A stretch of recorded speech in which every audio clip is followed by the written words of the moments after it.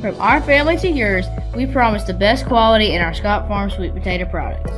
Whether served as healthy wedges or crunchy chips, we take pride in serving our community and our country. Locally grown and hand-picked, our chips provide the perfect choice for your game day snack. Whether hitting a home run or cheering on the sidelines, our products ensure a healthy snack nearly everyone will enjoy. You're always safe at home with Scott Farms. And welcome in, ladies and gentlemen. Doug Page along with you here as we come to you live from historic Fleming Stadium here in Wilson, North Carolina, as the Wilson Tobs getting set to take on the Holly Springs Salamanders. And the Tobs coming into this one with a record of 10-14, and for the Salamanders, they come in with a record of 8-18. Bang for your buck Sunday here at historic Fleming Stadium. Also like to send out a happy Canada Day to our catcher, Jacob Sharon, for the Wilson Tobs, who will be in the starting lineup this evening, as he'll get to start behind the plate.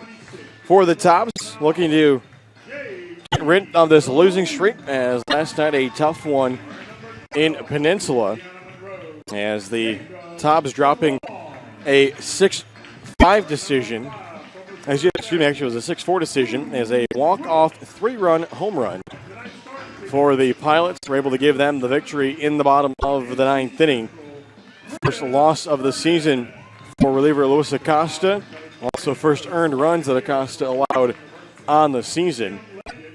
So as we get set here, we will send things down field level for the playing and singing of the national anthems. And then we'll get you the starting lineups for this afternoon's contest here at historic Fleming Stadium in Wilson, North Carolina.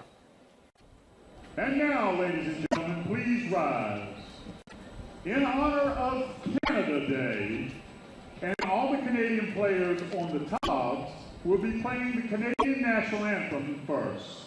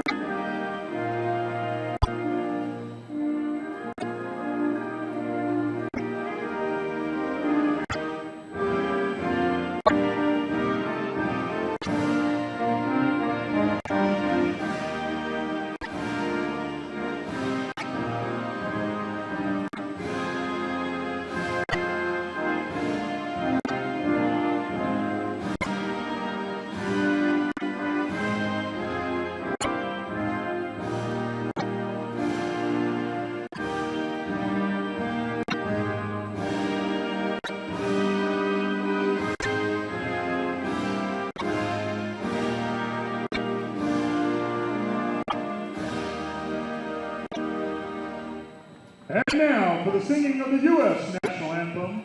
Tonight's anthem will be performed by Joseph Radford with Furniture Liquidator.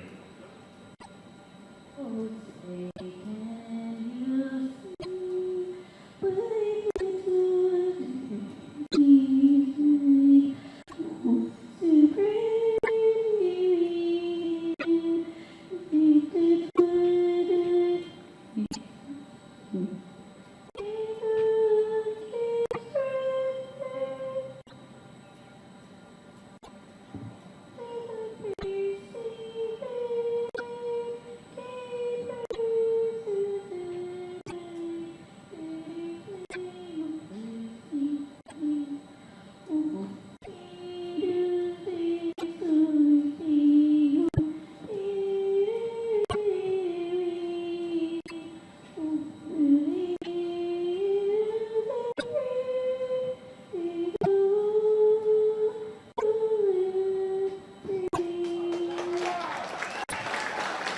Oh, so Joseph, great job winning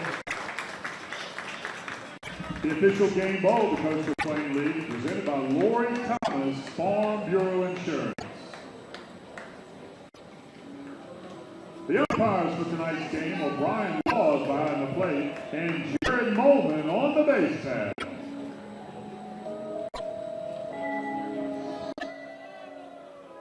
And welcome in, ladies and gentlemen. Doug Page along with you here as we get set for the start of this evening's contest as first game of the second half here in the 2018 Coastal Plain League season. So even though the teams keep their overall records, the records for the second half will be wiped clean as both teams for the second half, as those terms are concerned.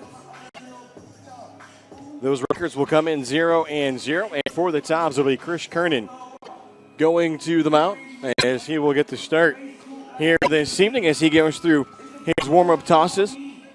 As we'll give you a look here at the Tobs and how they will line up defensively around Kernan. Jacob Strawn, he gets the start behind the plate. Ben Fazo is over at first. Jacob Nestor gets the start at second. Drew Brooks is at shortstop. Kevin McGowan is at third. Over in the left field will be Caleb Dean.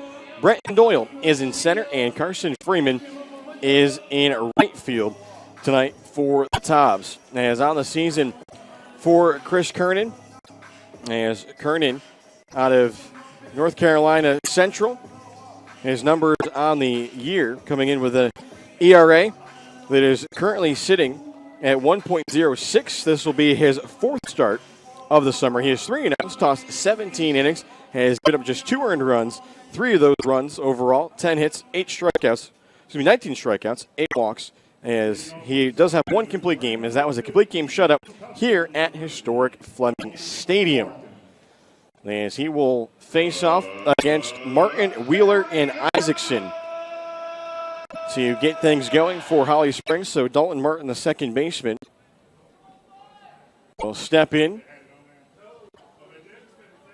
as we get set to go. First pitch will miss up and away, 6:01. The time of the first pitch. There's the 1-0 offering, and that one going to be fouled off third base side by Dalton Martin, who wears jersey number 15. And for Dalton Martin, a sophomore from Tusculum College out of Lancaster, PA. Watch this one miss well over into the right-handed batter's box. And for Dalton Martin on the season, batting .329 as he is 25 for 76 at the plate. Heading the count here, 2 balls and a strike. Now heading the count 3-1 as that one missed outside. 10 runs scored, 5 doubles, 1 triple, 12 RBIs, 20 strikeouts to 7 walks. Those 12 RBIs, second on the team. Skies this one down the left field line, but that one will get out of play. For Holly Springs, finished the first half with a 4-2 win last night against Ashboro. Before that, it had a 5-game losing streak. This one hit out to left center. That one's going to be down. Gets past Caleb Dean. Now he'll look to get back in. Looking for second is Martin, and he's going to be in there with a stand-up double. So Dalton Martin quickly in scoring position for Holly Springs. His 6th double of the season. So that will bring up the center fielder, Patrick Wheeler, who wears jersey number 77. Wheeler, a sophomore from Pitt Community College out of Holly Springs, North Carolina. On the season, batting .281. He is 16 for 57 at the plate. First pitch here is going to be in there for a called strike. 10 runs scored, 1 double, 1 home run, 9 RBIs, 19 strikeouts, 10 walks. 28 stolen bases on the year for Holly Springs as a team. They've been thrown out 7 times. Look back by Kernan. Now the pitch home. That one misses over into the right-handed batter's box. Early runner at second, and this one for the Salamanders. The double from Dalton Martin against Chris Kernan, the starter for the Tobs. Gets the sign from his catcher, Jacob Sharon. The offering here going to miss low and inside. So the count will go to 2-1.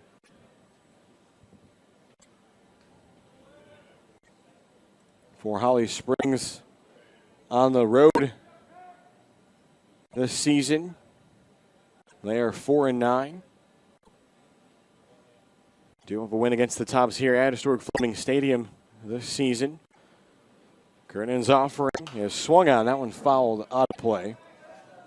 Holly Springs picking up a win here in Wilson against the Tobs earlier in the season. That was early on in Coastal Plain League action. It was a 13-4 win. That was back on June 10th. Sharon giving the signs. Count even here, 2 balls and 2 strikes. That one swung on. Giving it a look over in third base line is McGowan, but that one is going to drop. So a good pitch there from Chris Kernan. And on the hands of the left-handed batter. The designated hitter, Peyton Isaacson, in the on-deck circle.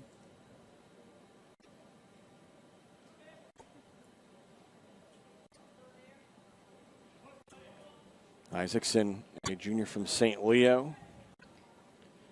2-2 pitch again. Runner leads off second. That one swung on. This one hit out to right center. Doyle trying to track it down. He won't get there. That will move the runner up to third. The runner had to hold. As Martin didn't know if that one would be caught. So it's runners on the corners and nobody out for Holly Springs. A quick start for them. 23 from St. Leo, Peyton Isaacson. So that'll bring up Isaacson. And on the season for him, a .438 batting average as he is 21 for 48 at the plate. 5 doubles, 3 home runs, 12 RBIs, 7 strikeouts, 4 walks. A .729 slugging percentage, a .526 on base percentage. Follows this one off third base side. As a team, the Salamanders coming this one hitting .258. 14 home runs on the season. They scored 132 runs in 26 games.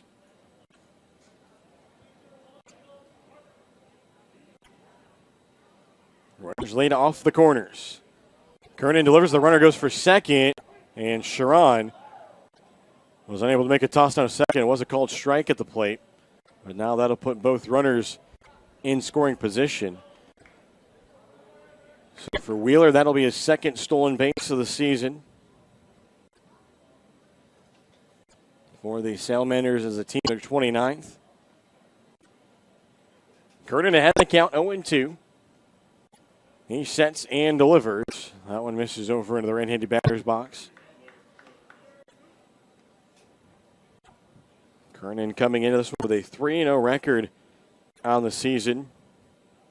Was not, unfortunately, a selection to the 2018 Coastal Plain League All-Star Show.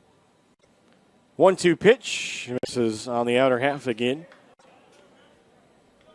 McGowan in on the edge of the grass here at third base. And then from shortstop on over to first, Tobs playing back. Salamanders trying to put together an early run here in the top of the first inning. Sharon goes to the signs. The pitch is a called strike 3 on the outer half of the plate. And for Kernan, that'll be strikeout number 20 of the season. As that is an Edward Jones, Chris Collins strikeout. So a big first out there.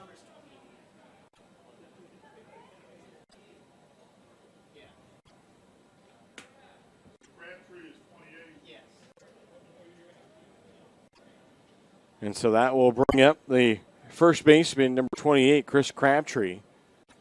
He'll step into the left-handed batter's box. Swings the first pitch, gives it a ride down the right field line. Freeman over, trying to get a catch it in foul territory, and he lost it. So that one will drop. Now batting, wearing number 28 from Duke, Chris Crabtree. So that'll bring up Crabtree, who's out of Duke on the season. Crabtree batting .226, 7 for 31 at the plate, 2 doubles, 4 runs scored, 5 RBIs, 10 strikeouts, 3 walks. Freshman for the Blue Devils, trying to put his team on the scoreboard here early. Here's the offering, swung on, fouled back into the netting. Chris Kernan gets ahead in the count, no balls and 2 strikes. Left fielder Earl Semper in the on-deck circle for Holly Springs.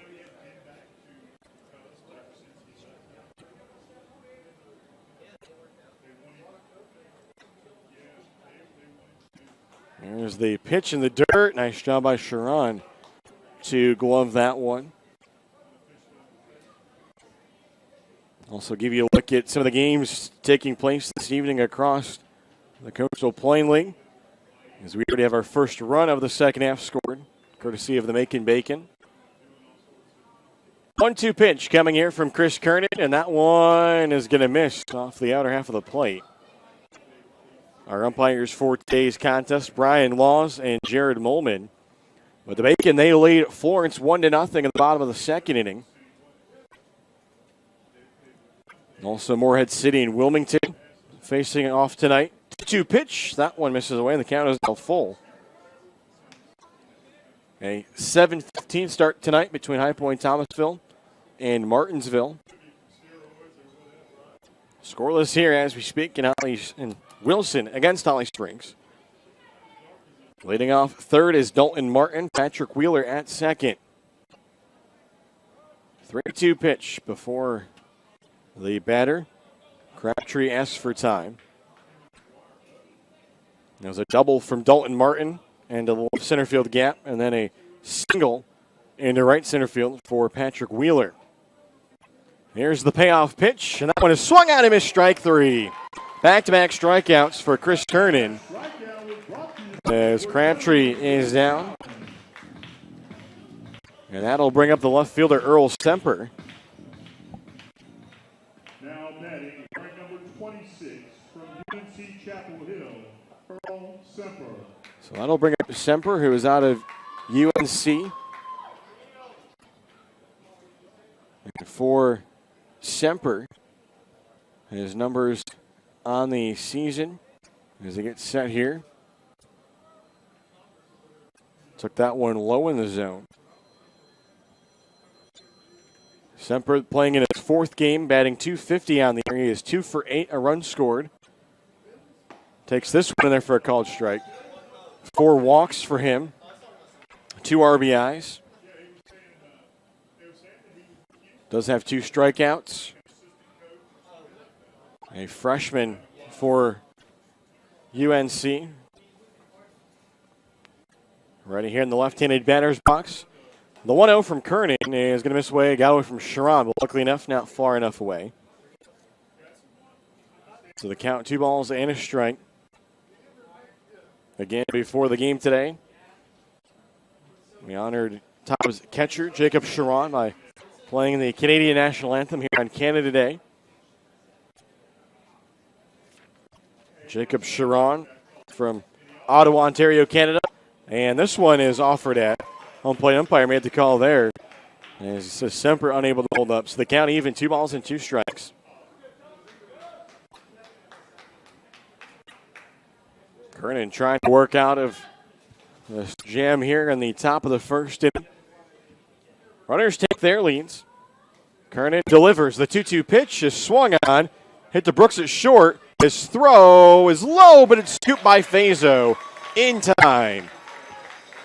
So the Tobs will get out of it after the leadoff double followed by the single as we go to the bottom of the first. With no score, 5 batters come to the plate for the Salamanders, 2 runners left on base. And so the Tobs will get ready to come up to the plate here as we'll give you a look at the starting lineup for the Tobs. Brenton Doyle, he leads off in center field. Carson Freeman bats second and right. Jacob Nestor bats third at second base. Kevin McGowan bats fourth at third base. Caleb Dean bats fifth. He's in left field. Ben Fazo bats sixth. He's at first base. J.T. Stone bats seventh, the designated hitter. Batting eighth, it's the catcher, Jacob Sherrod. And then batting ninth, the shortstop, Drew Brooks. And starting his warm-up tosses for the Holly Springs Salamanders will be number 18, as it'll be Caden O'Brien. And for Caden O'Brien, I believe this will be his season debut for the Salamanders. And indeed it will. So first action for him on the summer.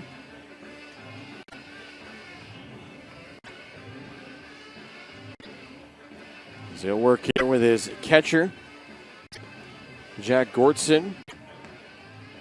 O'Brien, a freshman from UNC. out of Maiden, North Carolina, the freshman, 6'2", 185 pounds. The left-hander will get set to face Brenton Doyle to get us underway here in the bottom of the first inning.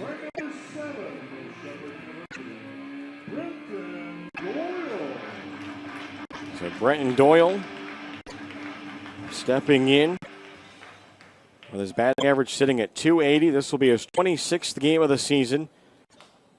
As this one will miss low and away. Doyle 28 for 100 at the plate, 19 runs scored, 6 doubles, 2 triples, 3 home runs, 12 RBIs. Struck out 27 times with 10 walks. Swings and misses here at the offering from O'Brien.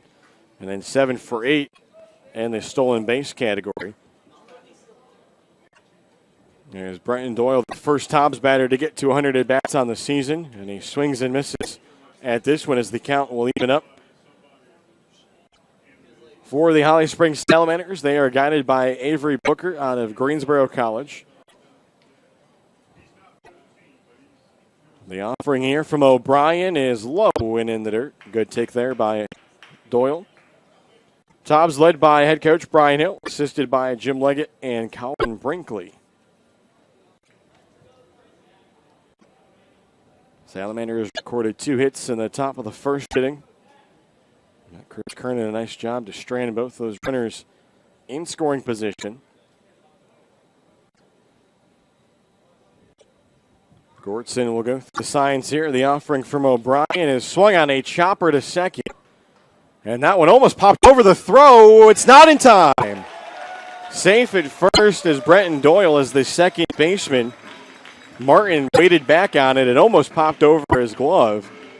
And Brenton Doyle is a leadoff base runner for the Tobs. And that is why they like to have him in the top spot in the lineup. Things going. So an infield single as Brenton Doyle with that one will pick up his 29th hit of the season. That'll bring up Carson Freeman. First pitch to him is a fastball called for a strike on the outer half. Freeman out of East Stroudsburg. On the season, batting .206. He's 14 for 68 at the plate. 3 doubles, 2 home runs, 14 RBIs. 12 runs scored. Has struck out 28 times, 10 walks. Has been hit by a pitch. Sees the count even up here in the ball and a strike. So a lefty-lefty matchup. Tobs coming into this one with a team batting average sitting at .230. On the pitch home, that one swung on a chopper foul down the first base line. So good job there by O'Brien to jump ahead in the count. If you look here at some of the games across the Coastal Plain League, a light day of action. Just 4 separate games taking place today. Macon on top of Florence, 1-0 top of the third. Getting underway shortly between Morehead City and Wilmington as the Sharks hosting the Marlins in a battle of the fish. Then 7:15 tonight, High Point Thomasville on the road at Martinsville. So late Sunday night start there.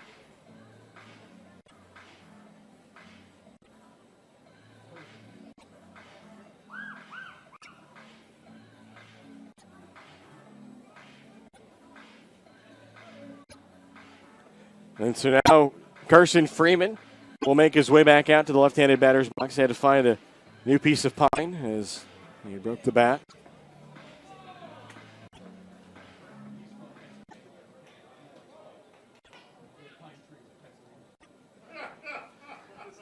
So the pitch is swung on and tipped into the glove of the catcher, Gortson. And so unfortunately, Freeman, after getting the new bat, will head back to the dugout as there's one away. That'll bring up the second baseman, Jacob Nestor. Nestor out of Catawba, stepping in with a .278 batting average, as he is 15 for 54 at the plate, 13 runs scored, 2 doubles, a triple, 6 RBIs. Has struck out 18 times, worked 15 walks. Runner going down to second, and Doyle going to be in there. A couple hops from the throw from Gortson. 8th stolen base of the year for Doyle. And that'll put a runner in a scoring position So the Tobs reaching their destination safely, courtesy of Travelese's 1, 2, 3. 38th stolen base of the summer for Wilson. Now looking back, second is O'Brien. He'll deliver home. That one swung on, but foul. Down the right field line. So unfortunately, the Salamanders, they could not produce a run at the top of the first. Tobs going to see if they can do so here in the bottom of the inning.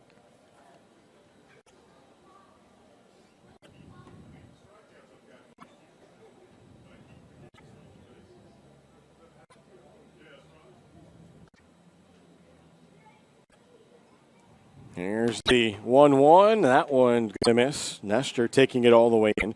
Kevin McGowan in the on-deck circle for the Tobs. Getting the start again at third base. Doyle after the stolen base. Leans off of second. Giving a look there, the second baseman and Martin. Now this one going to step away. Out of the catcher stance was Gortson.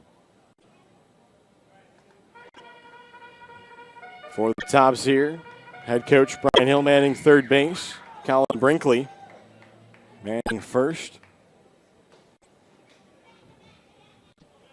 Now a 3-1 count here for Jacob Nestor. The offering is swung on down the right field line, but that one going to get foul over towards the Holly Springs bullpen. In the first meeting between these two teams here at historic Fleming Stadium, Salamanders recorded 16 hits in that win, put up 13 runs, had 2 5-run innings that really kind of helped to spark that 13-4 win. They set up outside here, the 3-2 pitch, swung on again down the right field line, but it will tail foul. This one a little bit closer there from Nestor. So we'll have another 3-2 pitch.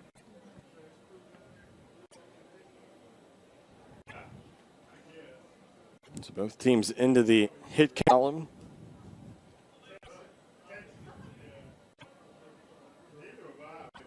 Catcher Gortson goes through the signs. The left-hander O'Brien agrees on one. He delivers, and that one is going to miss from all 4. And so Jacob Nestor will head down to first. And for Nestor, that'll be the 16th walk that he's worked this season, his team leading 16th walk. So that will bring up Kevin McGowan. Nice job by Nestor to get on base. McGowan out of LaSalle on the season. Batting .253, 20 for 79 at the plate, 6 runs scored, 5 doubles, 12 RBIs, 15 strikeouts to 6 walks. And he swings and misses at the first pitch. And over these last 4 or 5 games, McGowan, he's taken some big swings, not cheated on his swings as of late. Had a 3 for 4 night here on Friday against Peninsula. 3 RBIs in that one. Watches the 0-1 catch the outside corner. Caleb Dean in the on-deck circle for the Tobs. Runners lead off first and second. Defensively, the Salamanders will play behind the runner at first. Some room up the middle. They set up outside, but now stepping off is O'Brien. Was in a staring match there with Brenton Doyle.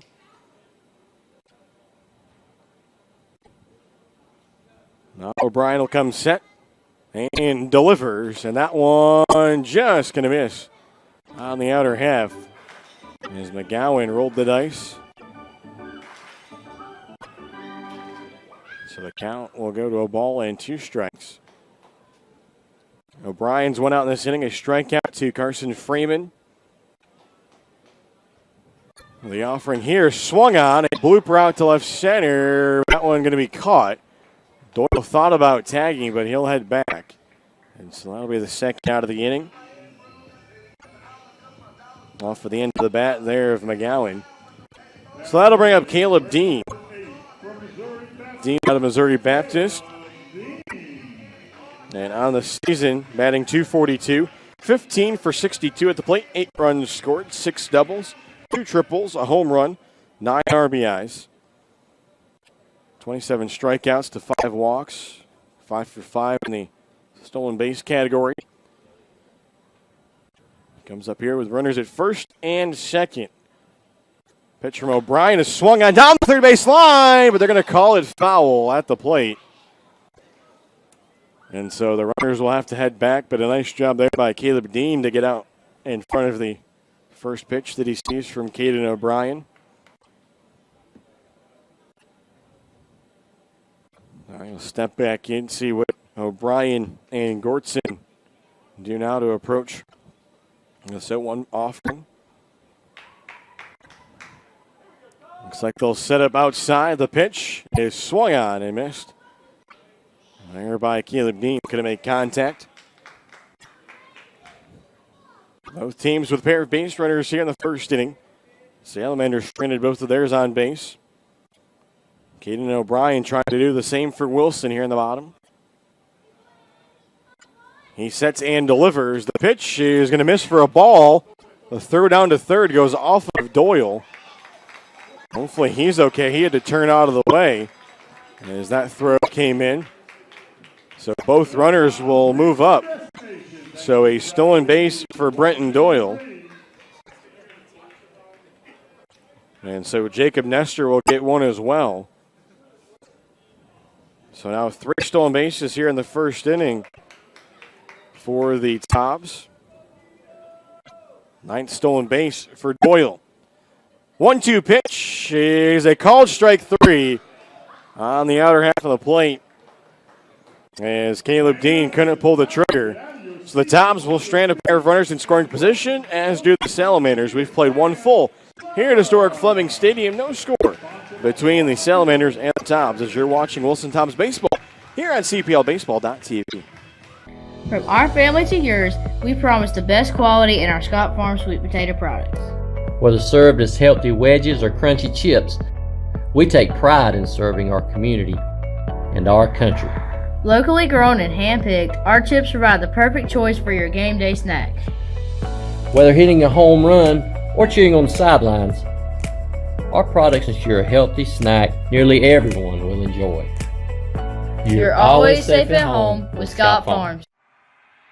So what makes Mobile Mini the most secure choice for portable storage? It's our all-steel construction, patented tri-cam locking system, and container guard locks that come together to provide the most secure portable storage solution in the business. Our standard containers combine exceptional security with excellent value, utilizing exterior locking bars for access and may require an extra hand. This system is ideal for construction situations where access is infrequent. For even greater ease and convenience, our premium container delivers Mobile Mini's superior security with our easy access design. Doors easily open with one hand, making it ideal for frequent retail or commercial use. Whichever way you go, you can't go wrong. Locking in the superior quality, security, and convenience of Mobile Mini.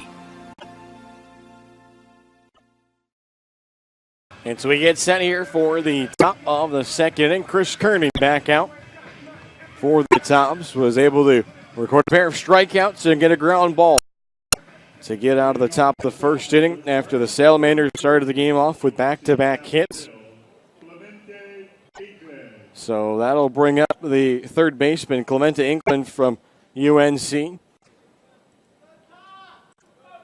As for Inkland on the season, as he swings and misses at the first pitch. This will be his 4th game. He is 3 for 11 at the plate, .273 batting average. Has 1 run scored.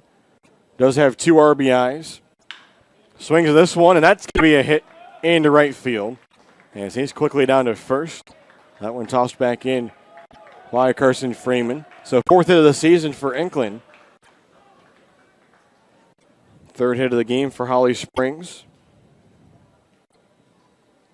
Now batting, wearing number 3 from NC State, J.T. Jarrett. So that'll bring up J.T. Jarrett. This will be his 8th game of the season. 7 for 21 at the plate. 1 double, 2 runs scored, 4 RBIs. Does have 9 strikeouts, 1 walk, .333 batting average. Swings at the first pitch, and that's going to be past a diving Drew Brooks at short. And so back-to-back singles have the Salamanders going here in the top of the second. Working against Chris Kernan. Now batting, wearing number 29 from Shippensburg, Jack Gordson. So that'll bring up the catcher from Shippensburg, Jack Gordson. As Gordson taking a look at his numbers on the season. This is his 12th game, 5 for 33 at the plate. Takes the first pitch outside for a ball. 2 runs scored for him. He does have 2 triples out of those 5 hits and one home run, 2 RBIs. 11 strikeouts, 5 walks. So 3 of his 5 hits have been for extra bases.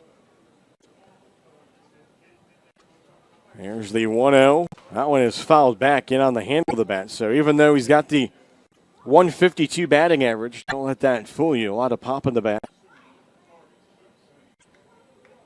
Playing for the Shippensburg Raiders, out of the Pennsylvania State Athletic Conference. So now 4 hits in the game for Holly Springs. Starting the second inning like they did the first with back-to-back hits. See if Kernan can do what he did in the first, respond with 3 consecutive outs. Here's the offering. That one is going to miss. Taking all the way was Gordson.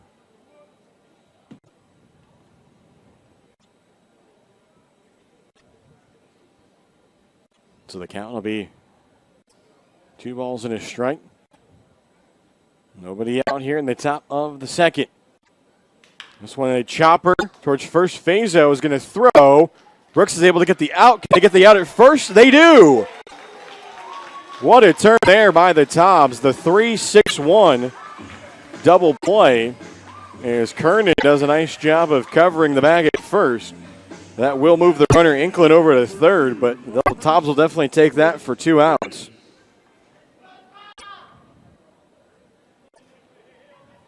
So Jarrett out at second, 3-6, and then Gordson over at first. That'll bring up the right fielder, Chris Davis. Bats the number 9 spot. Wears jersey number 2. First offering to him is low, but Strawn able to glove it. Davis, the sophomore, batting 150 on the year as he is 6 for 40, 2 doubles, 5 runs scored, 1 RBI, 15 strikeouts to 7 walks. Chris Davis from Princeton University out of Avon, Connecticut. This one looked to be right down the middle, but they call it a ball.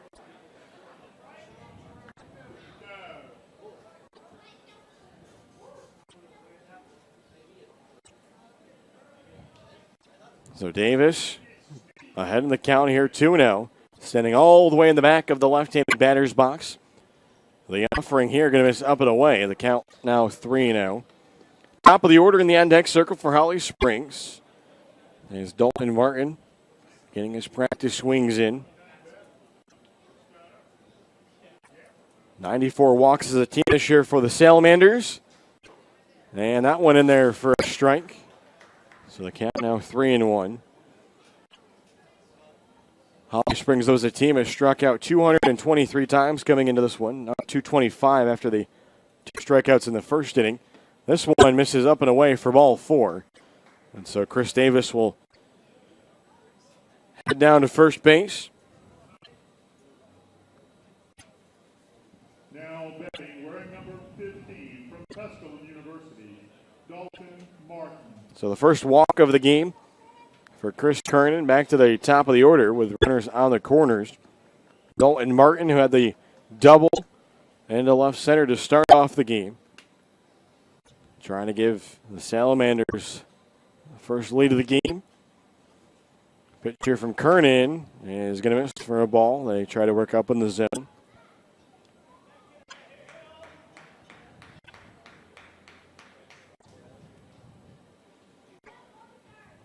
Long looking here for Kernan. Take a peek over the shoulder. That one swung on the first base line, but it's going to be foul. Fazo tried to get a beat to it as he was playing in front of the runner. There first.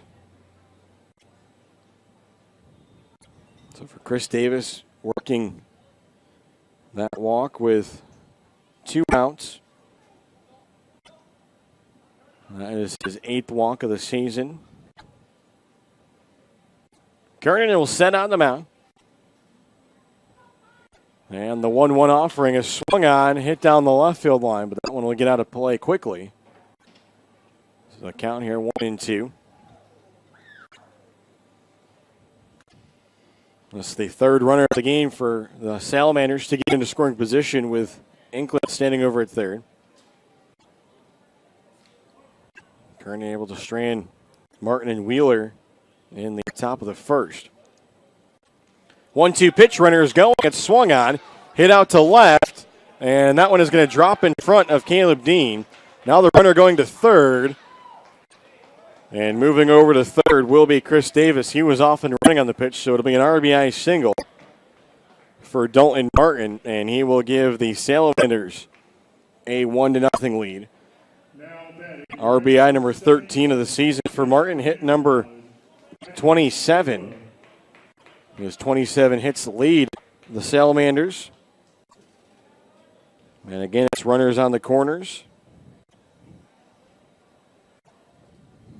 3rd hit of the inning, Raleigh Springs. Now this one swung on by Wheeler. Caleb Dean will make the catch. And so 1 pitch will end the inning, but the Salamanders get onto the scoreboard first. Following the 2-out RBI single from Dalton Martin. As it'll be a pair of runners left on base for Holly Springs. We'll go to the bottom of the 2nd. 6, 7, and 8 batters due up, as it'll be Ben Fazo, J.T. Stone, and Jacob Sharon. I'd like to thank our exclusive partners at Wilson Tobs Baseball, Thomas Law Attorneys, Greenlight, and Emerge Ortho. Also like to send a shout out to French West Vaughan NC by Train and Travel Easy as 1, 2, 3. And Tobs fans, if you're ready to hit the rails this summer, be sure to do so with NC by Train.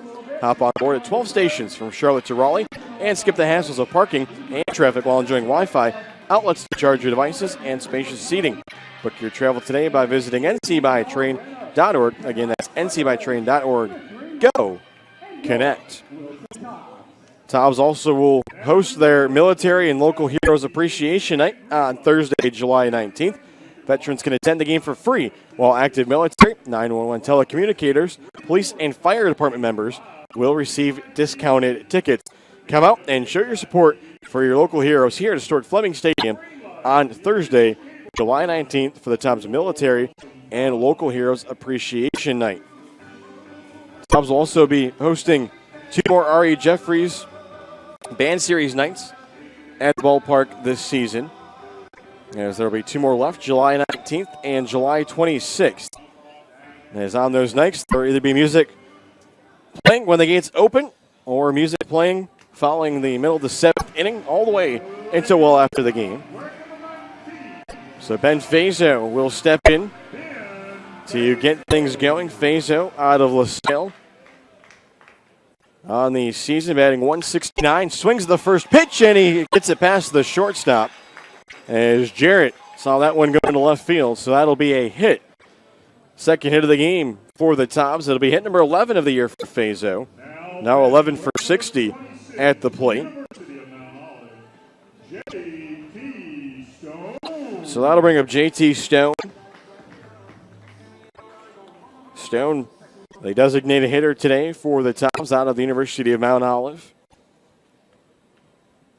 Batting .125 on the year, 3 for 24 at the plate. First pitch here, he's going to take lefty-lefty matchup called a strike. Stone has scored 1 run, has 3 RBIs, has struck out 10 times, walked 5, and has been hit by a pitch. Tobs trail this one now 1-0 after the RBI single from Martin in the top half of the inning. And this one swung on and missed. They count quickly 0-2. So it's a first pitch swinging single from Ben Fazo. Past the shortstop into left field. He's held on by the first baseman Crabtree. O'Brien will look over. Now delivers home. That one swung on. Hit out to left. Going back for it is Semper. He'll wait for it to come down. He makes the catch. And having to head back to first will be Fazo. So that'll bring up the catcher, Jacob Sharon. Sharon out of Louisiana Monroe. And on the season for Sharon, batting .217, as he is 5 for 23 at the plate. 2 home runs, 3 RBIs, 11 strikeouts to 1 walk. This is his 9th start of the summer, his 10th game he's appeared in. Quick throw over here. Fazo was back. No tag applied. Tobs now getting into the bottom portion of their lineup. Stranded a pair of runners on base in the first after Doyle got the leadoff single and then Nestor the one-out walk. Here's the pitch, and that one is swung through and missed off the outer half. Lefty-righty matchup here. Drew Brooks, the shortstop in the on-deck circle. He's the number 9 batter in the Wilson lineup. The offering from O'Brien going to be up at the eye level of Sharon. There's 3 other games taking place on this Sunday afternoon across the Coastal Plain League as the second half of the Coastal Plain League season commencing tonight. Top of the 3rd inning, Bacon leading in the Red Wolves 1-0. The pitch here is a check swing. That might have caught Sharon. I think it caught him on the forearm. As his arm acting as part of the bat there with the swing. So the count of ball and 2 strikes. Bottom of the 2nd inning, no score between Morehead City and Wilmington. And then top of the 1st as they get set. And about another 20 minutes to go between High Point, Thomasville, and Martinsville. Leading off first, Ben Fazo is leading off single here in the bottom of the 2nd inning. The offering from O'Brien is up and away. Count will even up. O'Brien, who wears jersey number 18, making his first appearance of the season for the Salamanders. Gets the signs here from his catcher, Gordson. The pitch is swung on and missed. 4 strike 3. 3rd strikeout of the game for Keaton O'Brien. So that'll bring up the number 9 batter, Drew Brooks. A shortstop on Missouri Baptist. Brooks batting .169 on the season. This is his 24th game, 23rd game that he started. 13 for 77 at the plate, 7 runs scored, a double, a triple, home run, 11 RBIs. 21 strikeouts to 8 walks, has been hit by 3 pitches. There's the lefty matchup. This one misses inside. As with those 3 hit by pitches, he's actually tied for the team lead in that category. This one swung on, skied in the air, now foul territory. The first baseman, Crabtree, trying to find it in the sun, makes the catch. And that'll do it for the Tobs here in the bottom of the 2nd inning. So the leadoff single from Ben Fazo, unfortunately, doesn't pan out for the Tobs, as they will trail 1-0 as we go to the 3rd inning here at historic Fleming Stadium, as you're watching Wilson Tobs baseball here on CPLBaseball.tv. From our family to yours, we promise the best quality in our Scott Farm sweet potato products. Whether served as healthy wedges or crunchy chips, we take pride in serving our community and our country. Locally grown and hand-picked, our chips provide the perfect choice for your game day snack.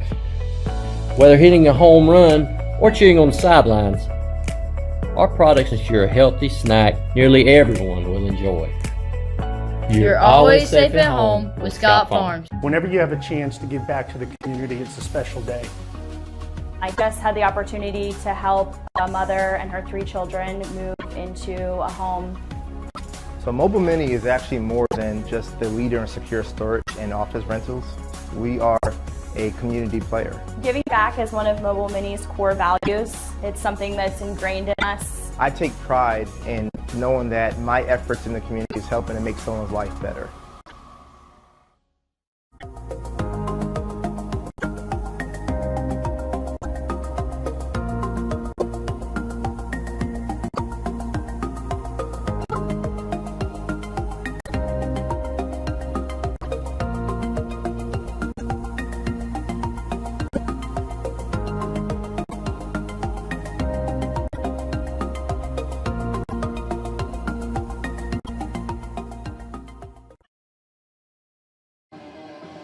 And so we get set for the top of the third inning. A 1-0 lead for the Holly Springs Salamanders here at historic Fleming Stadium.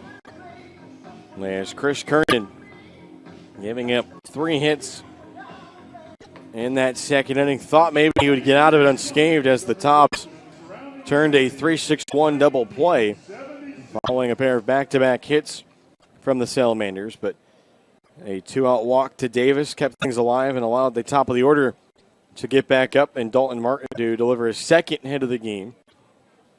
That brought in Clementa Inkman from third. So that'll bring up the number 3 batter, Peyton Isaacson, designated hitter, 0 for 1, struck out. Looking against Kernan back in the first inning. Takes this one low and inside. It'll be the 3, 4, and 5 batters, Isaacson, Crabtree, and Semper. There's the 1-0. That one swung on and missed. Isaacson ramping up on that one a little bit. 5 hits for the Salamanders, 2 for the Tobs. Tobs have left 3 runners on base. 4 runners left on base for the Salamanders. 2-1 pitch on its way here from Kernan as swung on, fouled straight back.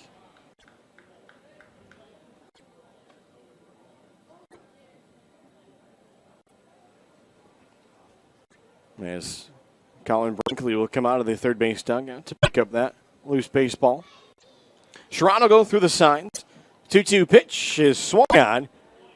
That one hit out to center. Doyle will take a couple steps over to his left, and he'll make the catch for the first out of the inning. Underway here in the third. So that'll bring up the first baseman, Chris Crabtree. Crabtree struck out his first time up. That was the second out of the first inning.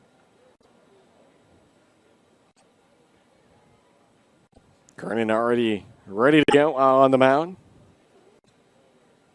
Will deliver. That one is chopped off of the right shin of Crabtree.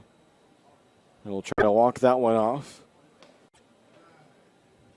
Almost all of the Holly Springs batters standing as far back in the respective batters' boxes against Kernan. Crabtree, one of those that left foot right on the chalk line. The 0-1 is skied in the air. Nestor going to try to battle the sun, saying he's got it, and will make it. And so there are 2 away. So 2 away, that'll bring up the left fielder, Earl Semper. Semper out of UNC. Grounded out to the shortstop, Drew Brooks, to end the first inning. And that was as the Salamanders stranded runners on second and third.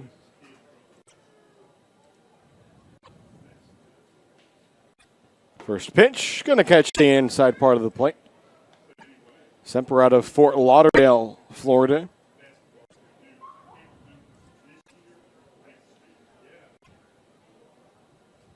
Both of his hits on the season have come in 1 for 2 efforts, one against Fayetteville, one against Ashboro.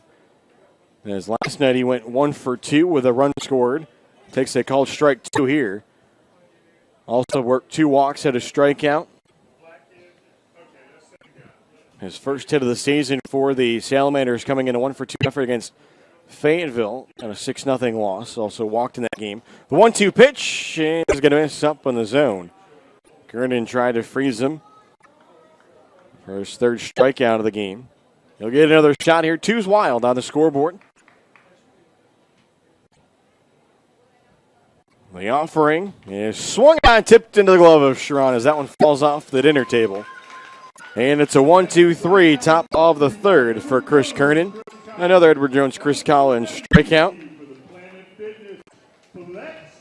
And so for the Tobs here in the bottom of the third, it'll be the top of their order, as it'll be Doyle, Freeman, and Nestor. And taking a look here at some of the upcoming home games and promotions at historic Fleming Stadium. Tobs off tomorrow. They're on the road Tuesday, and then return home on Wednesday night, as it'll be the 4th July 4th fireworks extravaganza here, presented by Thomas Law Attorneys, as the Tobs will face the Fayetteville Swamp Dogs. And there'll be a special start time on Wednesday night, as first pitch is set for 6 p.m. Gates will open at 5. Then on Friday, July 6th, the Martinsville Mustangs are here for a 7 p.m. first pitch, Faith and Family Night. And then on Saturday, July 7th, the Morehead City Marlins in town, as it'll be our BB&T Fan Fanatic $500 night, as fans can win cash prizes just by attending the game. Throwdown upcoming here for the Salamanders. Caden O'Brien back out on the mound. Yes, he was able to work around the leadoff single from Ben Fazo in the second. Got a strikeout, a fly ball, and another fly ball in foul territory. Brenton Doyle going to look to try to keep his good start going. Singled to start the bottom of the first inning. And then stole second and later stole third. And unfortunately, the Tobs would be unable to score him. So a lefty-righty matchup here. Setting up in the other half is Gortson. That one is swung on and tipped into the glove of the catcher. Doyle quickly steps back in. He's ready to go. The pitch is waved at and missed. Doyle was a little off balance there. Didn't get a good read of that one coming out of the hands of O'Brien. The Holly Springs bullpen has made their way down the right field line. 0-2 pitch here is in the dirt. That one got away from O'Brien. So Holly Springs starting out with everybody down in the dugout area, first base side, for the first 2.5 innings. And then the bullpen making its way down. The 1-2 pitch is inside. That one sent Doyle on to Dosido. So he had to get out of the way of it. 1 run, 5 hits, no errors so far for Holly Springs. No runs, 2 hits, no errors for the Tobs. The pitch is swung on, and that one is missed for strike 3. As that will be the 4th strikeout for O'Brien.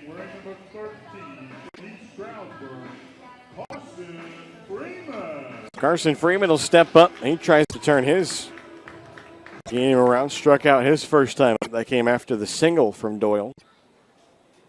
This one will break in there nicely from O'Brien. Painted the inside corner. Gortson here. Going to set up outside. And that one is tipped into the glove of the catchers. The count quickly 0-2. Tobs have had at least one base runner in each of the first 2 innings. 0-2 pitch here. Swung on and missed. And so a good start to the 3rd inning for Caden O'Brien, as it's back-to-back strikeouts to Doyle and Freeman to get the bottom of the 3rd going. So 5th strikeout here early on for O'Brien after the Tobs got a pair of base runners against him in the 1st inning. Nestor will step up. He worked a 3-2 walk. And his first at bat. Offering going to up and away. Holly Springs with several players on their roster from UNC Chapel Hill. There's the 1-0, and that one in their first strike. The last time the Salamanders were here at Historic Fleming Stadium, they were waiting on a couple of those players, as the Tar Heels are still in the super regional play at the time. Count here now, 2 balls and a strike. 2 outs. We work in the bottom of the 3rd inning. 1-0 lead for Holly Springs. Catcher Jack Gortson will go through the signs. Here's the offering. That one is inside. Nestor had to move the hands out of the way. Kevin McGowan in the on-deck circle. 0 for 1 tonight as well.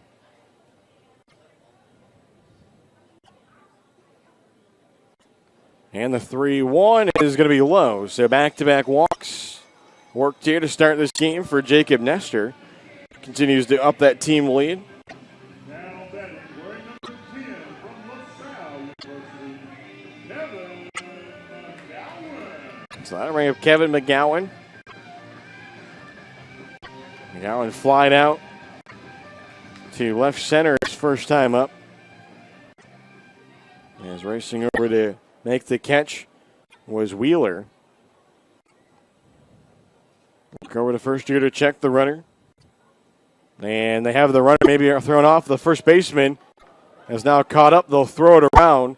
Nestor trying to get out of the rundown. And he's going to spin back around. And he thought maybe he was going to be called out of the baseline. But he hadn't been, and then got in the rundown. And so the Salamanders will get out of the inning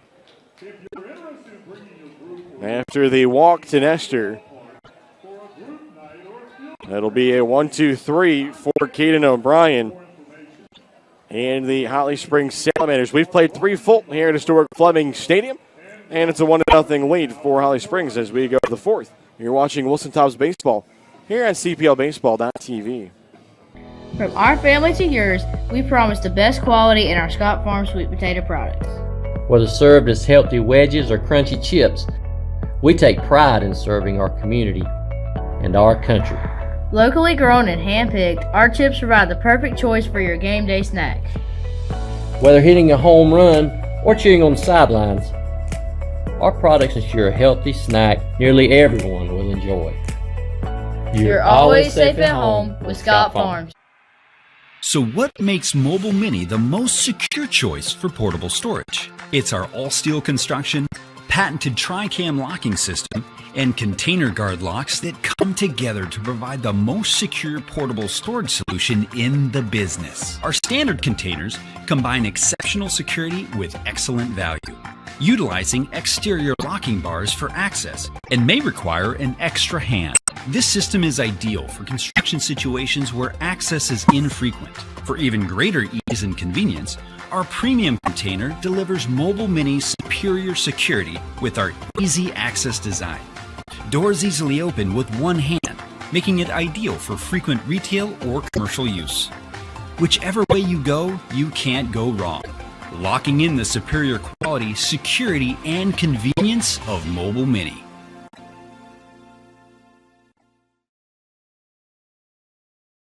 And so as we get set here for the top of the 4th inning, it'll be Clementa Inkland to lead things off.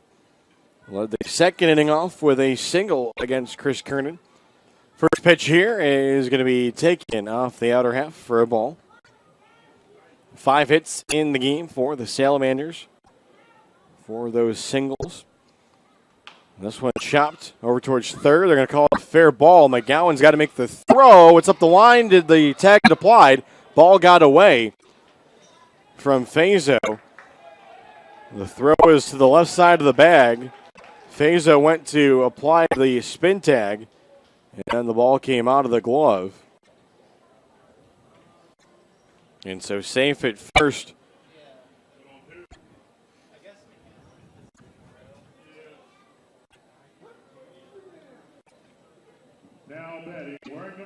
So that will bring up the shortstop, as it'll be JT Jarrett. So an error will get this inning underway. Now a push bunt down the first base line, but this one going to roll foul.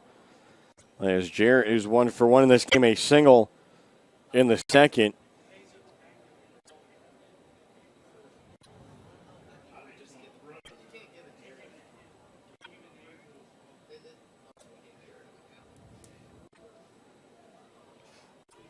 So now another look here for JT Jarrett. Has that extended jaw guard on the helmet on the left side.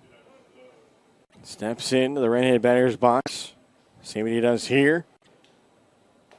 This time he doesn't show bunt. Pitch misses outside over into the left-handed batter's box.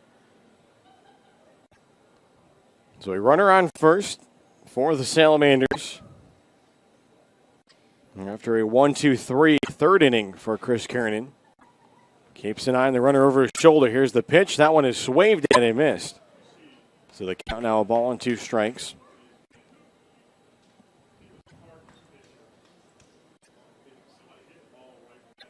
And for JT Jarrett, listed at 5'7" on the Holly Springs website. It's ready to go.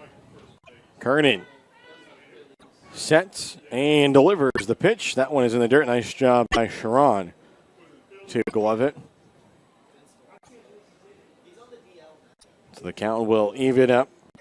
So that is now 3 of the 4 innings for Holly Springs that their leadoff batter has reached base. A double in the first, a single in the second, and an error here in the fourth. This one is waved at and missed. And that will be the first out of the inning. Another Edward Jones, Chris Collins strikeout for Kernan. So a good result there considering how that bat started out with the push button down the first base line from Jarrett that went foul. So Gordson will step up. He hit into the 3-6-1 double play back in the second inning. And after the back-to-back singles from Inkland and Jarrett. Throw over here to check the runner,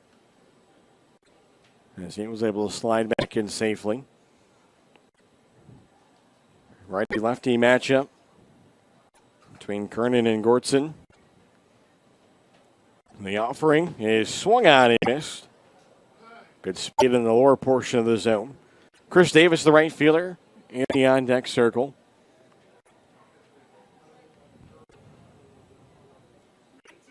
Feza will hold the runner on. Battling the sun still over there.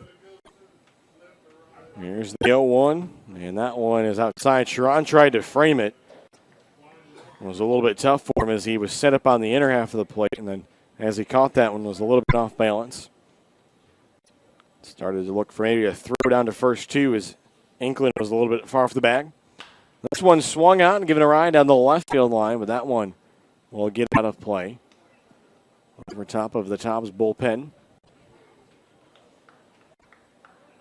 1-0 lead for Holly Springs. They got their run at the top of the second. A 2-out RBI single from Dalton Martin as he scored Clemente Inkland. 1-2 pitch from Kernan and is going to miss away. Count will even up. Over there at first, Inkland was trying to use the hands to help show the sun to see his signs coming from his third base coach.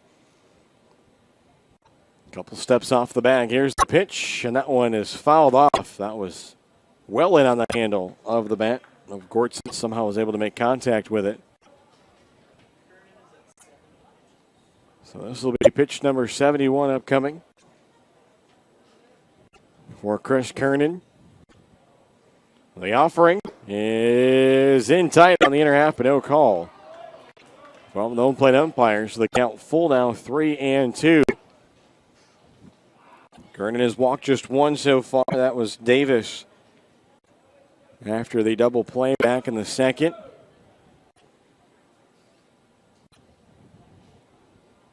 Runner at first, Inkland takes the secondary lead. Here's the 3-2, which swung on. Foul down the first base line. Get all the way down to the Holly Springs bullpen. So Kernan working on quickly approaching 80 pitches here now in this inning. This is just his second start in a 9-inning game. Each of his last two to come in 7-inning contests. The 3-2 again is fouled at the plate. So this will be the 9th pitch of the at-bat upcoming. A mano-a-mano battle going here between Jack Gordson and Chris Kernan. Tobs have already turned one double play in this game. So if maybe the contact made by Gordson, they could make it a second. 3-2 pitch again, swung on. That one's hit out to left center. Going back for it is Doyle. Can't get to it. It's to the wall. The runner is heading for third. They're going to wave him around. Now he has to put on the brakes. And heading back to third will be Inkland. But it will be a double for Jack Gordson off a 3-2 pitch. Yes, he definitely earned the hit there. Was able to follow some really good two-strike pitches. So 6th hit of the ball game for Holly Springs. As they again have a pair of runners in scoring position. And that will bring up the right fielder, Chris Davis. Get ready to go in the left-handed batter's box.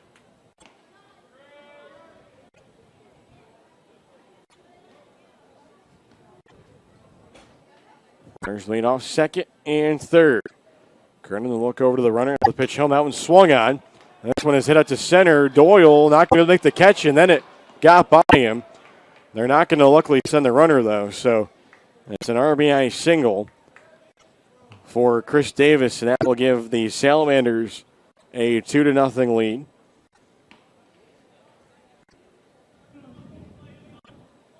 As Clemente England has scored his second run of the game. That moves Gortson over to third. Top of the order now with runners on the corners for Dalton Martin, already 2 for 2 in this game. A double and a single. Kernan's off, runners going. A ball at the plate, the throw, is it in time? And I believe secondary tag might have been in time. So it will be a caught stealing. But Drew Brooks had to give it a little bit of an extra effort. That erases Davis from the base pass. So now a runner at third with 2 away.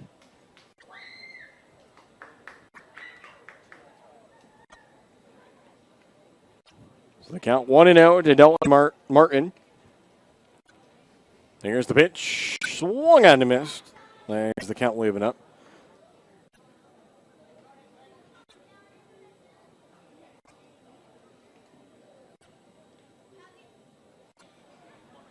So the count, ball and a strike. Righty-lefty matchup here. Toronto go through the sides. The offering swung on but fouled down the third baseline. And you could tell that Martin not happy after that swing.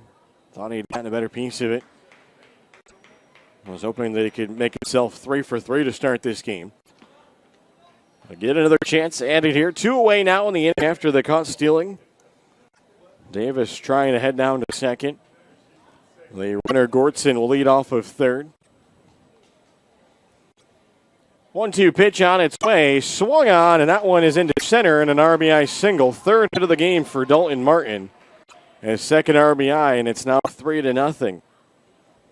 8th hit of the ball game for Holly Springs.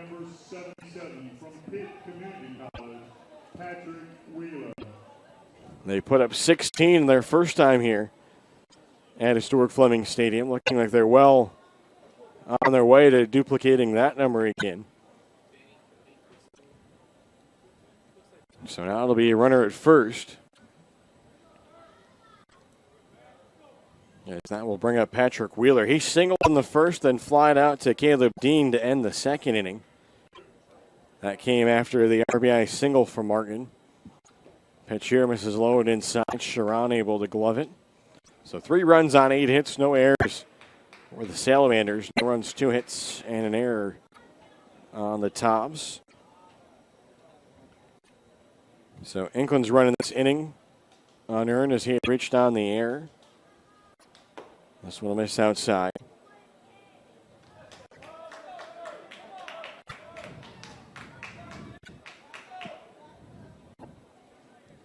And then for Gortson, his run will be under as well as look through how the things play out. That one chopped to second. And the throw made to the shortstop as Wheeler will ground into the fielder's choice.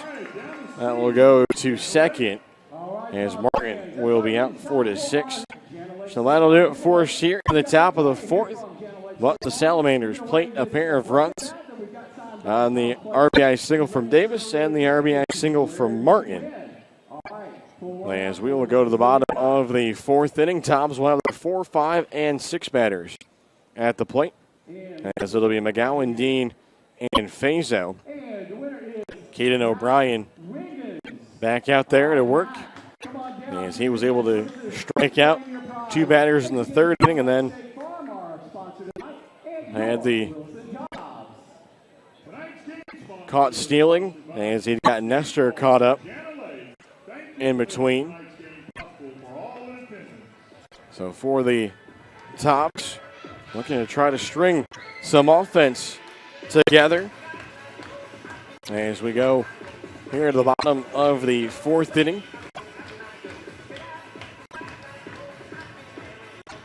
Reminder fans that Throwback Thirsty Thursdays are back at the ballpark this season. Every Thursday we'll have dollar select beers, discounted draft beers, and half-priced fountain drinks in our Farm to Field Farmers Market, sponsored by Dean's Farm Market. Also on Thursday nights leading up to Paint the Park Pink Night on Thursday, July 26th, the Tobs will be holding a silent auction for players' pink jerseys. All proceeds will benefit the Wilson Community Health Center for those women who cannot afford mammograms. From LaSalle University, Kevin McGowan. And so that'll bring up Kevin McGowan. You get things going. He was at the plate in the third inning when Nestor was caught up in the rundown. For one, a fly ball to center. Takes this one up and in. There is some action down in the Holly Springs bullpen. Tobs have some action down their bullpen as well. And this one going to be a called strikeout in the outer half of the plate. As it looks like Eddie Tavares warming up down in the Wilson bullpen. 1-1 pitch swung on, skied in the air, giving it a look at third. It's going to be Inkling, but he won't be able to get there. So it'll get out of play. It's the count of ball and 2 strikes.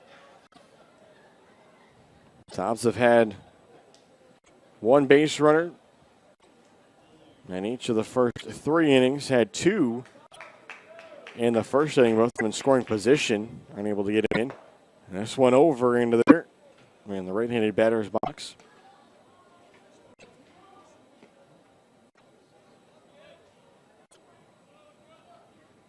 So in the bullpen for the Salamanders, it's Phil Simpson. Where's number 6? Here's the pitch. That one swung on, hit out to left, going back for it, the left fielder. He's trying to find it. That's off of the wall. Heading for second is McGowan. Here comes the throw. He slides in foot first, and he's in there safely. And it looks like down to the bullpen now, the Salamanders trying to get their pitcher, Phil Simpson, going a little bit quicker. They gave him a quick signal after the hit. So it's a leadoff double for Kevin McGowan. 3rd hit of the game for the Tobs. And for McGowan, that's going to be his 6th double. Ties him with a team lead with Dean and Doyle. So that will bring up Caleb Dean. Struck out looking his first time up. This one will miss up and away. Dean took out that called third strike to end the first inning with Doyle and Nestor in scoring position.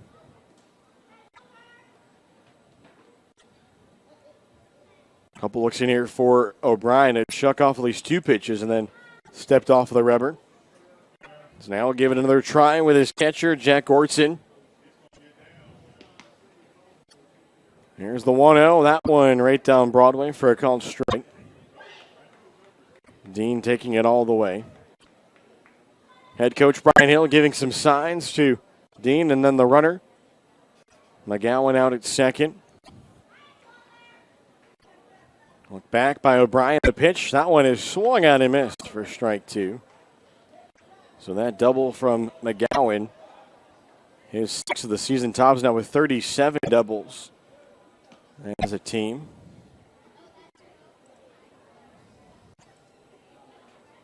There's the 1-2, and that one swung on and missed. A fastball up and in. Caleb Dean can't make contact with it. And there's one away. So 6 strikeout for Caden O'Brien. That'll bring up Ben Fazo. He singled past the shortstop, J.T. Jarrett, to lead off the second inning, but fortunately it was left at first. First pitch to him is swung at and missed. That one went low and away. Fazo had an RBI single in the game last night against Peninsula. Also had an RBI on Friday night against Peninsula. Just trying to keep a little RBI streak going that he's got. Take this one close. No call there from the home plate umpire. That single back in the second inning for Fazo, his 11th hit of the summer. He's turned things around as of late after a tough start to the season. 1-1 on its way from O'Brien. That was a high fastball waved in and missed. So the count now 1-2. Tobs trail 3-0. 1 run in the top of the second, 2 in the top of the fourth. For the Salamanders. Tobs been unable to score against the starter. And there's a called strike 3 from Caden O'Brien. Back-to-back strikeouts. As that strikeout number 7. And now there are 2 away after the leadoff double from Kevin McGowan. So now JT Stone will step up, flying out to the left fielder, Earl Semper. His first time up.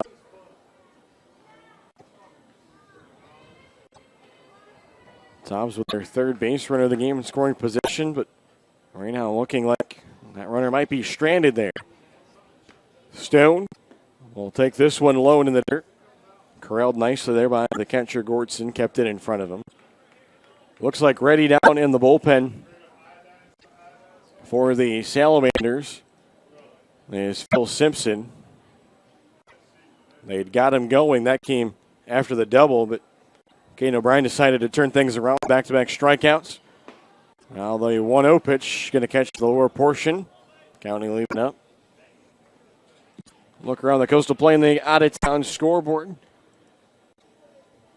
between Florence and Macon. And it actually looks like that game, some weather moving into the area. It's been marked as postponed. This one swung on. This one out to left center. That one's going to drop. It goes all the way to the wall. McGowan is around third. Heading for second is JT Stone, and he's got himself an RBI double and a run powered by Greenlight. Nice piece of hitting there from JT Stone, able to get a nice fluid swing. And for Stone, that'll be his 4th hit of the season, his first extra base hit, and his 4th RBI. So it's a pair of doubles in the inning. We'll see if that is the end of the line for O'Brien or if they let him face Jacob Sharon. And it looks like head coach Avery Booker going to roll the dice as he will let Caden O'Brien try to navigate through the inning. So leading off second is JT Stone. Sharon struck out swinging back in the second inning. Came as the second out after Fazo had let things off with a single. First pitch here, going to miss up in the zone. Sharon this season has hit a pair of home runs. Both of them have come here at historic Fleming Stadium. His second of the season coming on Friday night in the bottom of the 8th inning against Peninsula. Look back to second by O'Brien. Now his pitch home, and that one paints the inside corner. Sharon gave a quick look back to the umpire. Wearing that red and white arm sleeve on the right arm. Showing a support for Canada Day. Out of Toronto, Ontario, Canada. The 1-1 pitch is swung at. And it's into the glove of the catcher, Jack Gordson. So 2 away here in the bottom of the 4th. The Tobs have cut the Holly Springs lead from 3-0 to 3-1. Now 4 hits in the game with a pair of doubles in this inning. 1-2 pitch is missing up and away. Count will even up. This is the tough part when you're the pitcher down in the bullpen for Phil Simpson, who was quickly getting going. And then the back-to-back strikeouts, so he'd kind of slowed down. And then the double from Stone, and the coach is seemed on to get going again. And now the motion down to him to stop. The 2-2 pitch is swung on and missed for strike 3. And so that will do it. The Tobs get a run on the RBI double from JT Stone. But Stone will be stranded at second as we have played 4 full here at historic Fleming Stadium. A 3-1 lead for Holly Springs. As we'll send this one to a timeout. You're watching Wilson Tobs Baseball here at CPLBaseball.tv.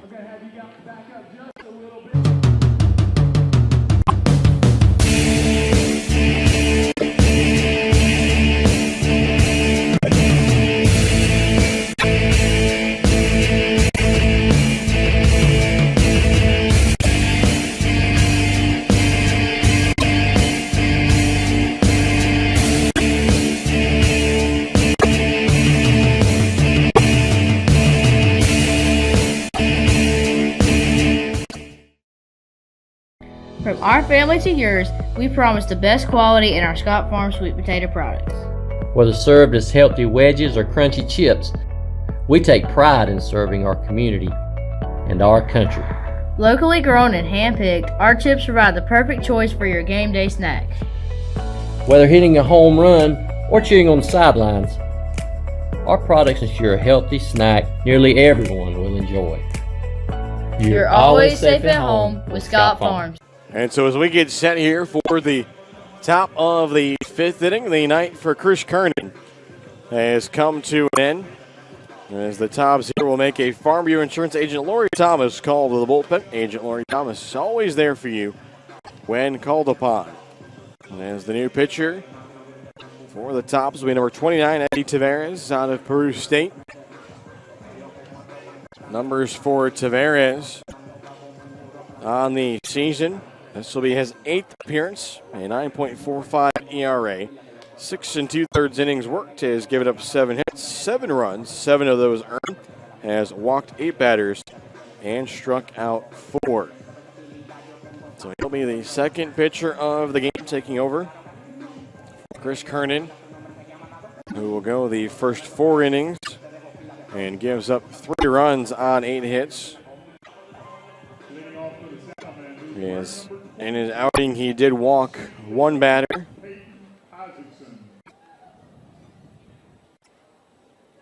And was able to strike out 4 batters. So leading things off, it'll be the designated hitter, Peyton Isaacson. 0 for 2 in this one, a strikeout and a fly ball to center. Pitch from Tavares is a called strikeout on the inner half of the plate. Tavares, in either his last outing or second to last outing at Peninsula, hit 97 on the radar gun with a fastball. Now this one slings it in there, but that one's going to miss. And when he hit 97, that kind of draws some attention from the crowd when they saw that number flash up. And now this one peppers the lower portion of the zone, but no call. So it's 2-1. It'll be Isaacson, Crabtree, and Semper for Holly Springs. The offering here swung on, fouled out of play, and was losing his footing as the back knee buckled was Isaacson. Are you insured? If not, then call For Holly Springs, 1 run in the top of the second, 2 in the top of the fourth. Has got us to their 3 runs. The Tobs answering with 1 in the bottom of the fourth. Pitch here swung on. Nestor has to play it off 1 hop. His throw right in time to Fazo. And there will be 1 away, 4-3. Now batting, wearing number 28 from Duke, Chris Crabtree. So that'll bring up Crabtree. 0 for 2, a strikeout, a pop up to Nestor at second. Tavares had to release the cleat up there. He's ready to go. Jacob Sharon will go through the signs. The offering is by Sharon to the backstop, then came right back to him. So Tavares will get a new baseball. And also some of the other games taking place tonight across the Coastal Plain League. Just 2 others. Bottom of the 5th inning, Morehead City has scored the first run of the game between them and Wilmington to take a 1-0 lead. And then just underway in Martinsville between the Mustangs and the High Point Thomasville High Toms. As mentioned earlier, our first game of the second half that's been postponed is Florence and Macon. Postponed in the 4th inning with Macon leading 1-0. A pitch here was close to the inside part of the plate. No call from the plate umpire. So the count now 3-1. Here's the offering from Tavares. That one swung on, skied a mile high in the air. McGowan says he has it, and he makes the catch for the second out. And the catch just shy of the pitcher's mound. So that'll bring up the left fielder, Earl Semper, out of UNC, 0 for 2. Grounded out to short and is struck out. That was the 3rd out of the 3rd inning as part of a 1-2-3 inning for Kernan. First pitch here misses up and in. Bending out of the way a little bit was Semper. As really all the offense in this game has come from the bottom third and then the first two spots in the line for Holly Springs. It's between Dalton Martin and Patrick Wheeler. They have 4 of the 8 hits for Holly Springs. And then Inkling, Gordson, and Davis have chipped in. Count 2-0 here to the batter. Semper, the offering, is going to miss low and inside. And so the count now 3-0.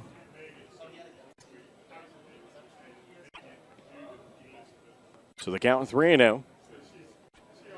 Sherrano will set up behind the plate here. Tavares delivers, and that one is low. So it's a 4-pitch walk. Earl Semper on base for the first time in the game. He'll head down to first base. Now batting wearing number 33 from UNC Chapel Hill. And for Semper, that will be the 5th walk that he has worked. So that'll bring up Clemente Inkling, who's been on base twice tonight. Takes the first pitch high for a ball. He has also scored both times he has been on base. As he singled in the second, came around to score, and then reached on the error in the 4th. Semper leads off of first. Here's the pitch, swung on and missed by Clemente Inkling. Semper and Inkling both from UNC Chapel Hill.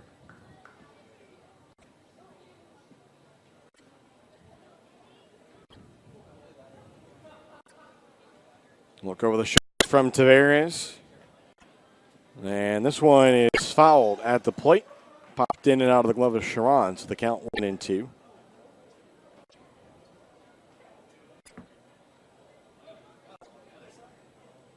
So the count 1-2 now. 2 away here as we work in the top of the 5th inning. 3 runs, 8 hits, no errors for Holly Springs. 1 run, 4 hits, 1 error for the Tobs. Here's the offering from Tavares. Runner goes, but the pitch swung on and missed for strike 3. And so that'll be the first strikeout of the game for Tavares to get him out of the inning as he works around the 2-out walk.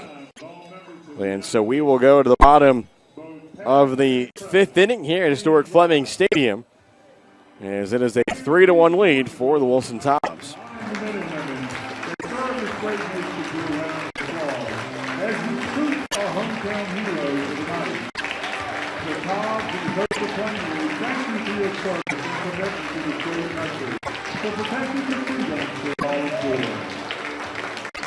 Fans join us on July the 19th for Tobs Military and Local Heroes Appreciation Night.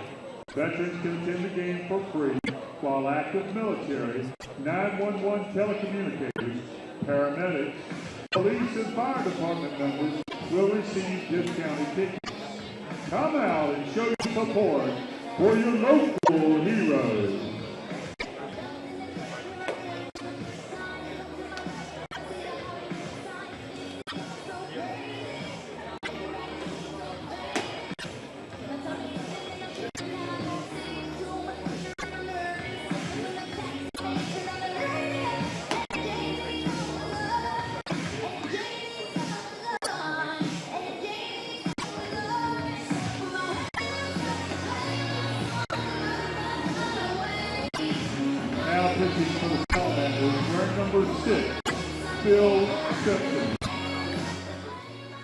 And welcome back, ladies and gentlemen. Doug Page along with you here as a new pitcher has come into the game for the Holly Springs Salamanders, as it's going to be number 6, Phil Simpson.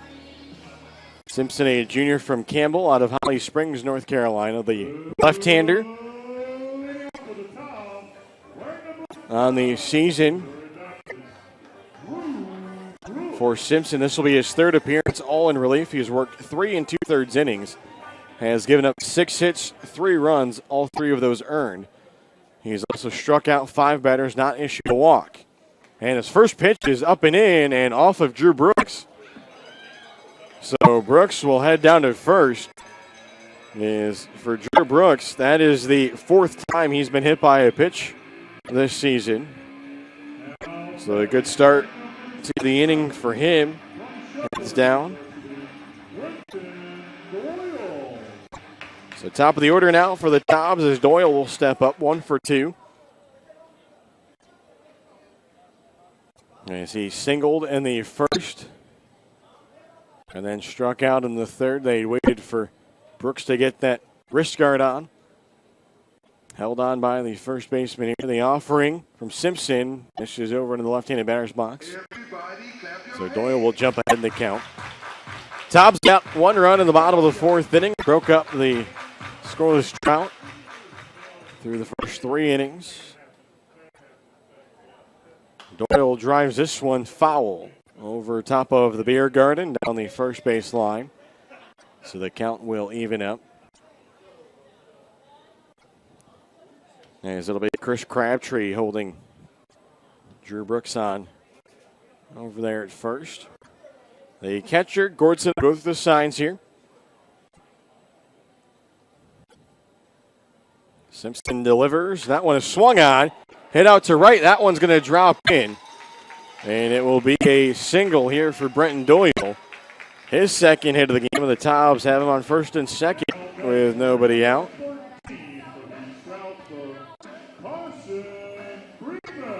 So that'll bring up Carson Freeman out of East Stroudsburg. So now both teams have went to the bullpen.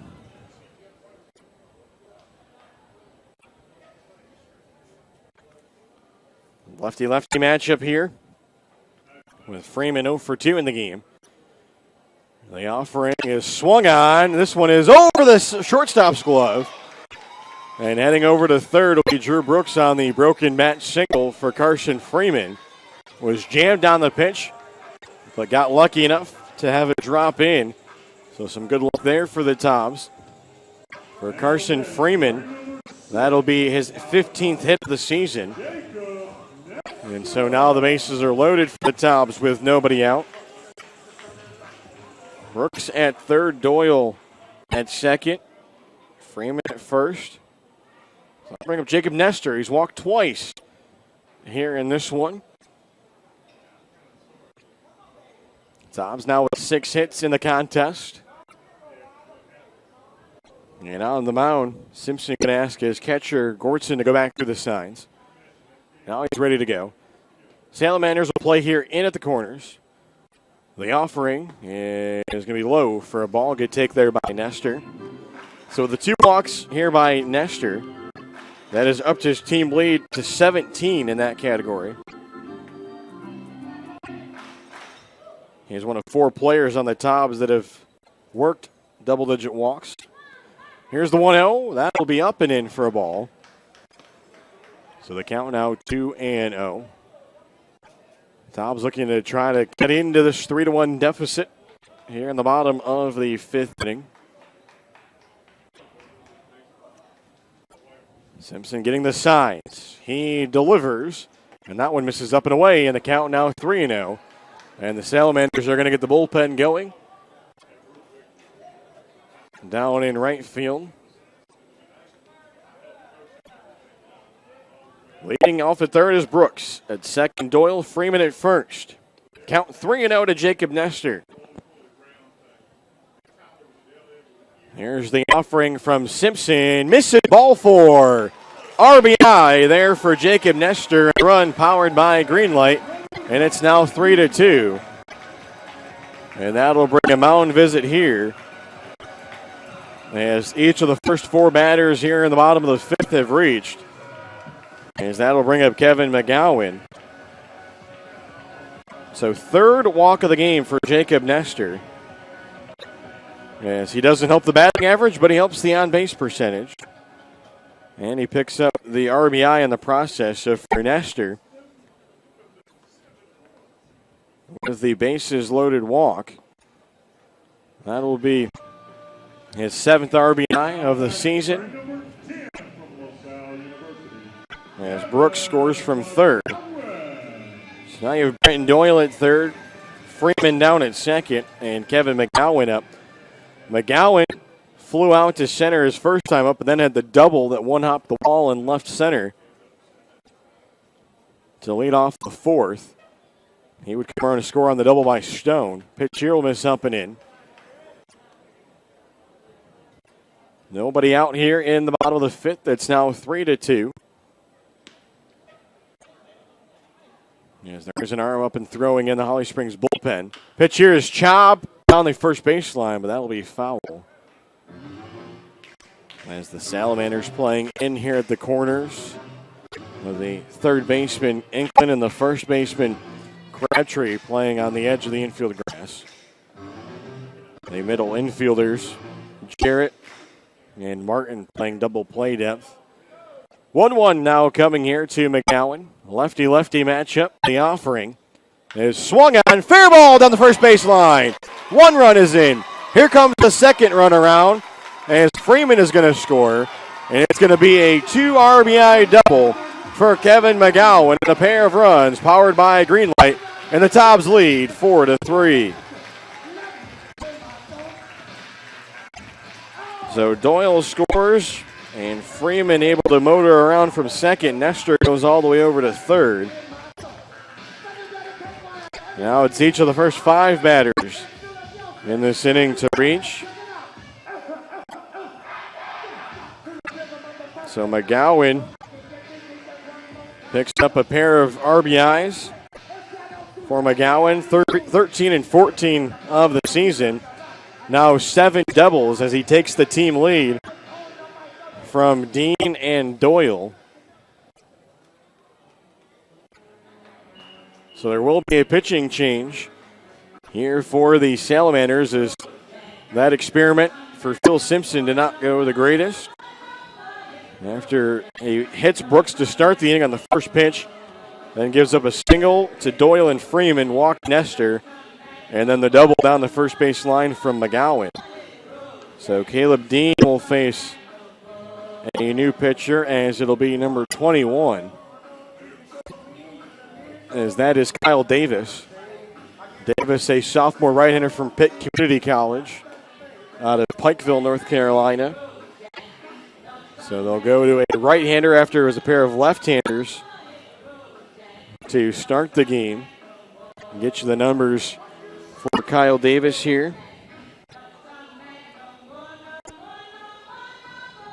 As there's still nobody out in the inning for the Tobs. They've played at 3 to take a 4-3 lead. So for Davis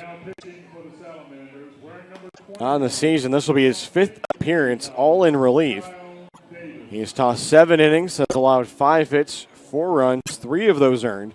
Has struck out 5 batters and walked 1, an ERA of 3.86. And he will be tasked with a bases-loaded situation. Actually, runners at second and third, but nobody out. As it'll be Nestor at third, McGowan at second. Caleb Dean, the batter, trying to turn his night around, 0 for 2 with a pair of strikeouts. Those both came against the starter, Caden O'Brien. So Dean will step up here. Tobs now with 7 hits in the game, 3 in this frame.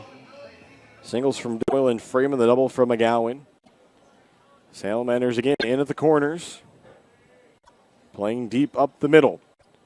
First pitch from Davis is a chopper off the plate foul over to the Tobs dugout, third base side. As Dean going down to get it.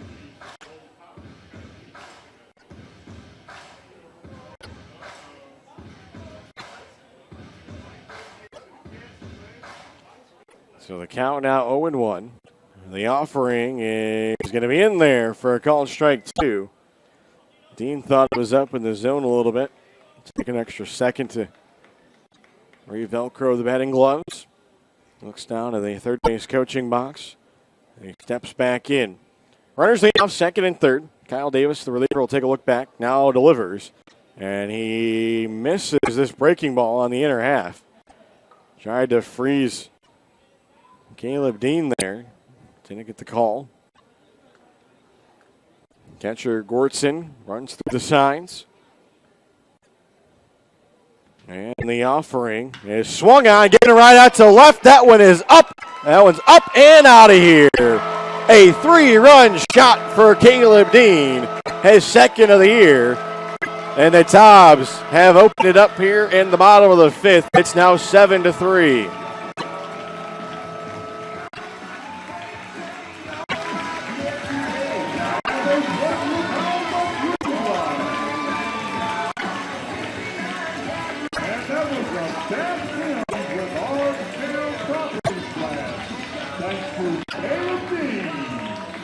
So for Caleb Dean, his second home run of the year, both of them here at historic Fleming Stadium. RBIs 10, 11, and 12. And it's a 6-run bottom of the 5th inning, and the base is now empty. First pitch to Fazo will be a called strike. Still nobody out in the inning for the Tobs. And the pitch here will miss low and away, so the count will even up. So 3 RBIs on 1 swing of the bat for Caleb Dean as he breaks up his 0 for 2 night. As this one will be called foul in the batter's box. So the count now 1-2. So Dean, no doubt on that one. He got a hold of it, got out in front of it. Lowered back shoulder. Fazo 1 for 2 in this game. Singled back in the second. Here's the offering from Davis, and that one is going to be in there for a called strike 3. And so Fazo, unfortunately, will be the first out of the inning. Second time he has struck out looking tonight.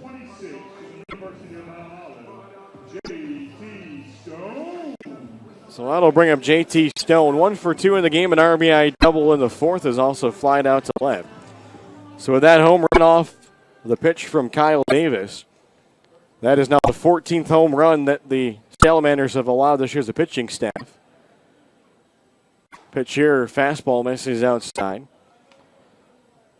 Stone, the 8th batter of the inning, to step up to the plate.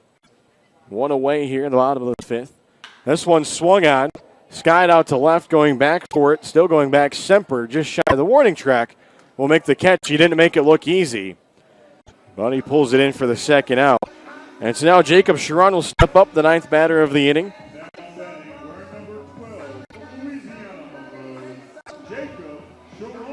We'll see if Sharon can follow suit what Dean did. He's also 0 for 2 tonight with a pair of strikeouts.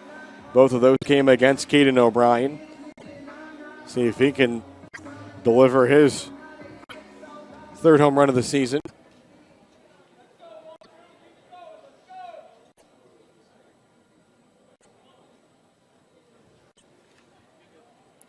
The first pitch here to Sharon, going to be taken for a called strike on the outer half of the plate.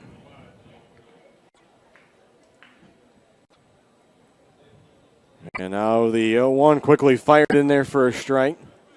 So Sharon behind the count 0-2. He'll step out here, take a little bit of an extra walk around.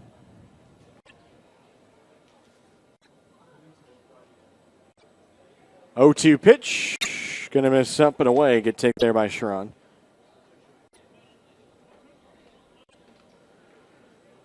Quickly, Kyle Davis delivers. That one misses inside. They try to freeze Sharon. So the count out 2-2. 2's wild on the scoreboard here. Tobs have played at 6 in the bottom of the 5th. They now lead 7-3. The 2-2 in there, call strike 3. And so that will do it. So they bring in Davis. He gives up the 3-run home run to Dean, the first batter he faces, and then he strikes out Fazo and Sharon and gets the fly ball from Stone as the Tobs send 9 batters to the plate in the bottom of the 5th inning. And so that will send us to the top of the 6th, now 7-3 in favor of the Wilson Tobs. So what makes Mobile Mini the most secure choice for portable storage? It's our all-steel construction, patented tri-cam locking system, and container guard locks that come together to provide the most secure portable storage solution in the business. Our standard containers combine exceptional security with excellent value, utilizing exterior locking bars for access and may require an extra hand. This system is ideal for construction situations where access is infrequent. For even greater ease and convenience, our premium container delivers Mobile Mini's superior security with our easy access design. Doors easily open with one hand, making it ideal for frequent retail or commercial use. Whichever way you go, you can't go wrong. Locking in the superior quality, security, and convenience of Mobile Mini. From our family to yours, we promise the best quality in our Scott Farm sweet potato products. Whether served as healthy wedges or crunchy chips, we take pride in serving our community. and our country. Locally grown and hand-picked, our chips provide the perfect choice for your game day snack. Whether hitting a home run or cheering on the sidelines, our products ensure a healthy snack nearly everyone will enjoy. You're always safe at home with Scott Farms. And welcome back, ladies and gentlemen. Doug Page along with you here as a 6-run bottom of the 5th inning has given the Tobs a 7-3 lead. They came into the inning trailing 3-1. They get a 2 RBI double from Kevin McGowan, a bases loaded walk to Jacob Nestor, and then the big swing, a 3-run home run from Caleb Dean, his second of the season. And that capped off the scoring in the 5th inning as all 5 of the first runs charged to Phil Simpson. Then the 6th run of the inning charged to the pitcher Kyle Davis, as he had served up the home run facing Dean after the first box. 1 for 2 in the game, a single and a strikeout. First pitch from Troutman is going to be off his helmet and down is Jarrett. And this is not good as he went down immediately. And the trainer's right out there. And so this won't be good. And so the training staff for the Tobs out there trying to help JT Jarrett, as that pitch had gotten away from Troutman and caught him in the back of the helmet. And so hopefully JT Jarrett will be okay. As Jarrett out of NC State from Summerfield, North Carolina, a teammate of Wilson Tobs pitcher David Harrison. As the Tobs here, their infielders at least lined up behind the pitcher's mound. As they'll go down to a knee. Give you a look here at the Coastal Plain League out-of-town scoreboard. At the other games that are in action, as it looks like JT Jarrett is actually going to make his way back up. As he's going to take a breather here. I don't foresee him staying in the game. I would think that I'm probably going to ask him to come out of the game, but we'll see.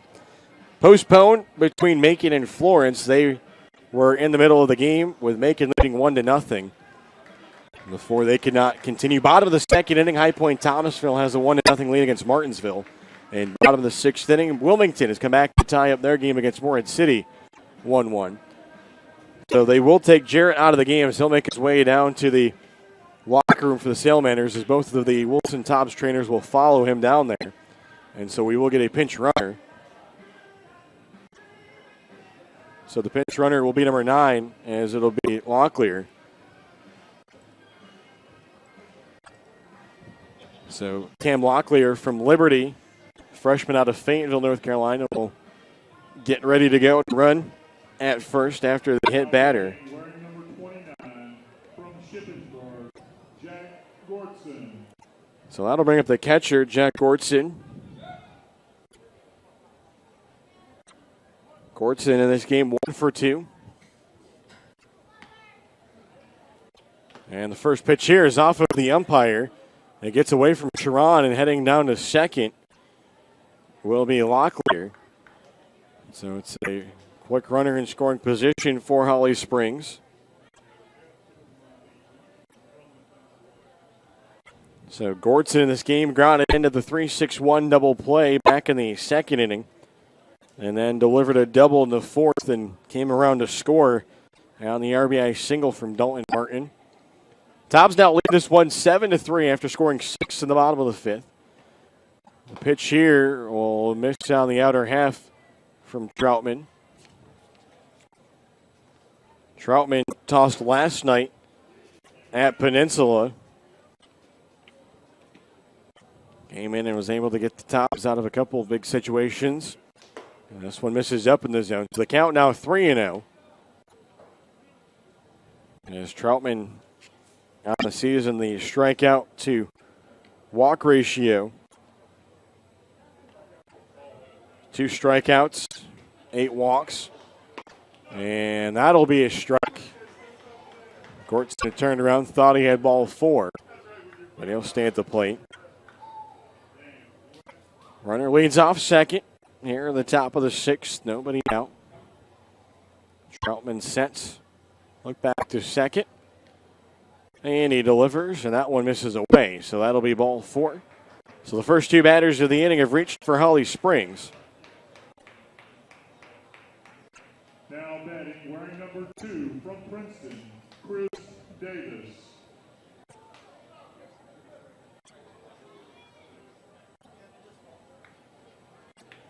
So the batter will be Chris Davis, the right fielder. Been on base twice tonight, has walked and singled, brought in a run as he scored Clementa Inkland in the 4th inning.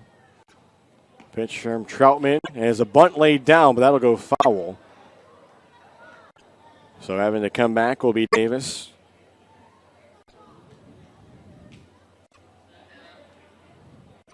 Picked up that single, and that was erased on the base pass in the 4th inning as he was trying to caught stealing. Went down 2-6. Sharon able to throw him out after a nice tag applied at second by Drew Brooks. So righty-lefty matchup. Troutman delivers. That one was looked at. They checked to see if he offered at it. Umpire in the field will say that he didn't. Sharon was sure that Davis hadn't pulled the bat back. Let the count leaving up. Top of the order in the on-deck circle, Dalton Martin, who's 3 for 3 in this one with a pair of RBIs. Chomping at the bit to get up there. 1-1 coming from Troutman. This one will miss up and in. Starting to show bunt was Davis. And got out of the way. Our pair of pitchers warming up in the Tobs bullpen. Runners lead for first and second. 2-1 pitch. Bunt laid down. Sharon gets out to it. He's got to go to first. Gets the out. And then races back to make sure the home plate is covered. But the sacrifice bunt will put both runners in scoring position as Locklear moves over to third. Gortson goes down to second. Wearing number 15 from Tecumseh University, Dalton Martin. So that'll bring up Dalton Martin, 3 for 3, a double, 2 singles, and 2 RBIs. We'll face Troutman for the first time. First pitch here is going to miss for a ball. As the light starting to take more of an effect here at historic Fleming Stadium. With the sun continuing to set. Runners lead, second and third. Here's the pitch, and that went in there for a strike. Martin, not a fan of it.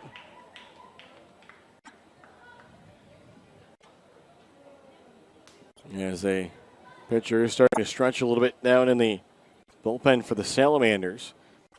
Here's the 1-1, and that one a called strike on the inner half of the plate. And is now behind the count 1-2. Here's Martin. Patrick Wheeler in the on-deck circle for the Salamanders. Ryan Troutman trying to pick up a big second out here. For the Tobs, the offering is swung on, but it got past Sharon. Tried to squeeze the wickets there, but couldn't. So another chance here for Dalton Martin. That was a really good pitch. Breaking low there from Troutman.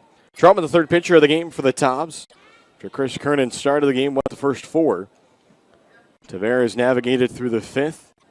Here's the 1-2 again. Swung on, and Sharon will just apply the tag to the batter Martin, and so that'll be the second out of the inning. So that'll bring up Patrick Wheeler, another Edward Jones, Chris Collins strikeout. Patrick Wheeler.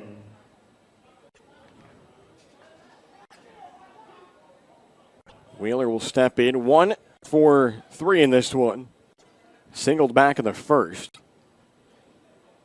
Was left at second. Takes a called strike 1 here from Troutman. Inning started with the hit batter to JT Jarrett. And then unfortunately he had to be replaced by Cam Locklear as the pitch had hit him in the side of the helmet, and he had went down. And then the walk to Gortson. And this one swung on and missed. That one slinged in there. Then the sack bunt was laid down by Davis, and then the strikeout of Martin. The count now 0-2. Tobs lead 7-3. Both teams with 8 hits in the game.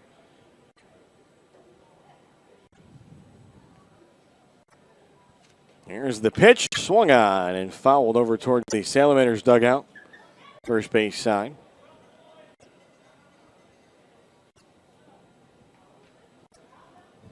Sharon here will toss a new baseball out to Troutman, and we'll go through the signs. Ryan Troutman trying to see if he can strand a pair of runners on base. Here comes the 0-2 again. Swung on right into the glove of Nestor at second. And so a nice job by Ryan Troutman to work around the hit batter and the walk as he gets the line out. And so that will leave a pair of Salamanders on base. And so we will go to the bottom of the 6th inning. And for the Tobs, they'll have the same person leading off at the bottom of the 6th that they did in the bottom of the 5th, as it'll be Drew Brooks. It'll be the 9-1 and 2 batters, as it'll be Brooks, Doyle, and Freeman. As we'll look here to see if we have a new pitcher out there for the Salamanders. Thought I saw somebody running in from the bullpen, but maybe not. Actually, looks like it'll still be Kyle Davis, so he'll come back out. He gave up the home run to Caleb Dean, but then responded by getting a pair of strikeouts and a fly ball to left. So he'll face Drew Brooks for the first time in this one. Tobs will have off tomorrow. They're back on the road Tuesday, and then they return home Wednesday night, as it'll be our July 4th fireworks extravaganza presented by Thomas Law. As the Fayetteville Swamp Dogs here for a special start time of 6 p.m. Gates will open at 5. And then on Friday, July 6th, the Martinsville Mustangs in town, 7 p.m. first pitch, Faith and Family Night. And then on Saturday, July 7th, the Morehead City Marlins make their way into historic Fleming Stadium, a 7 p.m. first pitch, as it'll be the BB&T Fantastic 500. Fans can win cash prizes just by attending the game. And so the defensive change here for the Salamanders, as it'll be number 9, Cam Locklear. He'll stay in the game as he'll go to short. So that'll be the only change. As Drew Brooks will step in to get things going.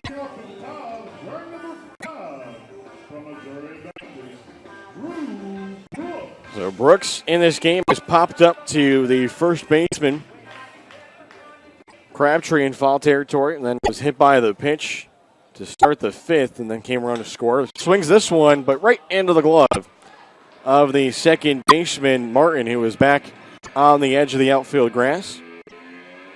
So a quick first out.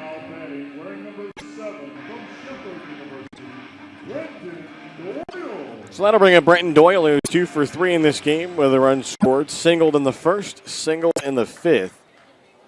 Came around to score on the 2 RBI double from McGowan.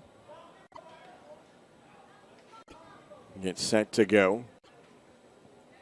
Kyle Davis will deliver a second pitch of the inning. That one swung on, fouled out of play. First base side. Davis, the 3rd pitcher of the game for the Salamanders. So both starters off the hook in this one, as it will be up to the bullpens now. This one swung on, a chopper right to Locklear. His first time fielding the throw is going to be in time to get the speedy Doyle down the first base line, 6-3. On the ground out. So that'll bring up Carson Freeman. Broke up his 0 for 2 night with a single in the 5th. Also scored on the double from McGowan. His first time facing Davis. Pitch is going to miss outside for a ball. Tobs against at 9 batters to the plate. in the 5th inning. 1-0 offering is swung on a chopper to second. Toss over here to first by Martin in time. It's a quick 1-2-3 inning for Kyle Davis. As a line out and a pair of ground outs. And we've played 6 full here at historic Fleming Stadium. As we'll send this one to a commercial timeout. As you are watching Wilson Tobs Baseball here on CPLBaseball.tv. Whenever you have a chance to give back to the community, it's a special day. I just had the opportunity to help a mother and her 3 children move into a home. So Mobile Mini is actually more than just the leader in secure storage and office rentals. We are a community player. Giving back is one of Mobile Mini's core values. It's something that's ingrained in us. I take pride in knowing that my efforts in the community is helping to make someone's life better.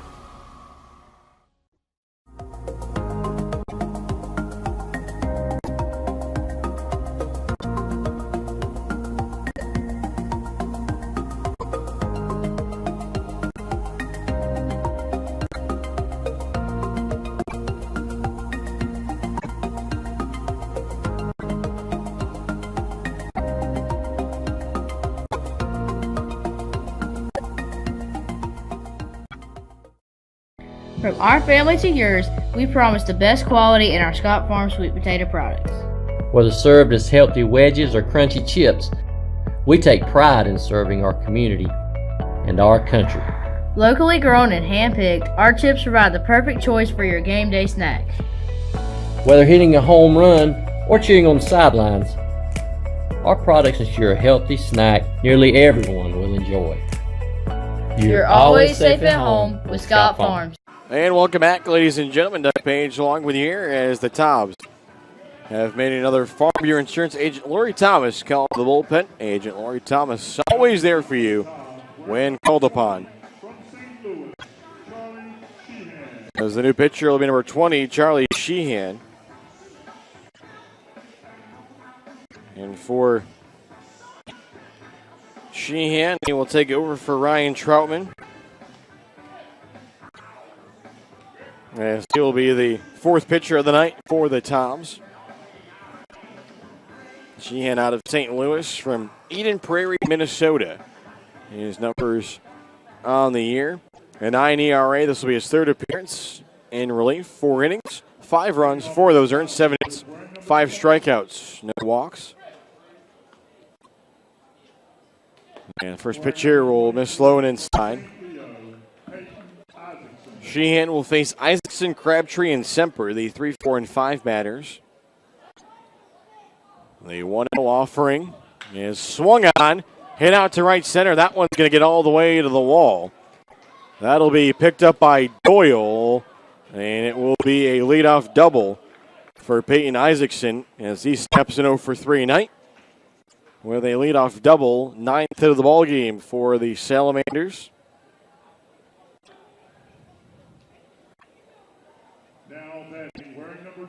So that will bring up the first baseman, Chris Crabtree. Crabtree 0 for 3 in this game. Has struck out, popped up to 2nd and to 3rd. Trying to into this 7-3 lead for Wilson. Pitch from Sheehan swung on.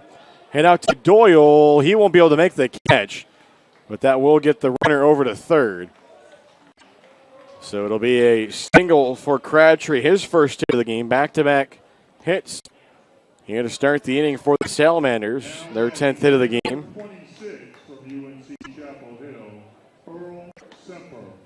So that'll bring up Earl Semper, 0 for 2 with a walk.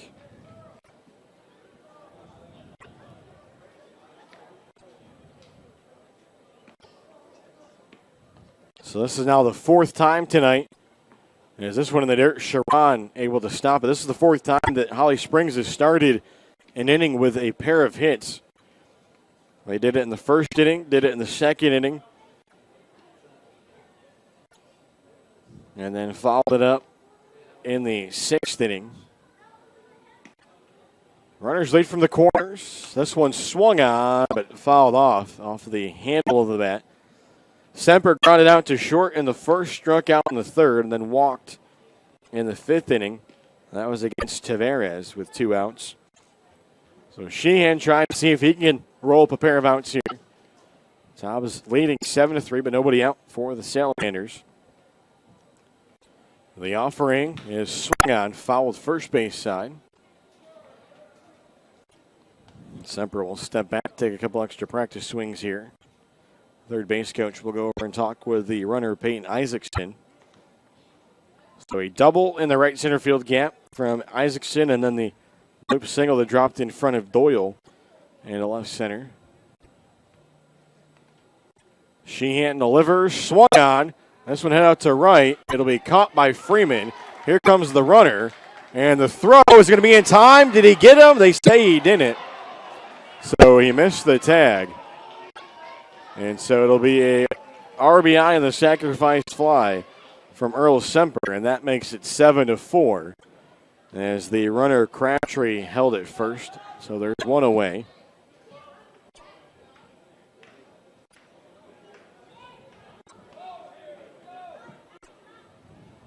So that will bring up the third baseman, Clemente Inklin, for Semper with that sacrifice fly. That will be the first RBI for Semper. A strike called here to Inklin. He's been on base twice tonight. A single, reached down there, struck out. The 2 times he's been on base tonight, he has eventually come around to score. Sheehan delivers the 0-1. That was swung on. Hit out to right. Freeman ranging in for it. Will make the catch on the run. And will be now standing at second base by the time he tosses it to Sheehan. And so that'll be the second out of the inning. Could almost call that one a P9. With the wind pulling that one back in. Tailing off the end of the bat.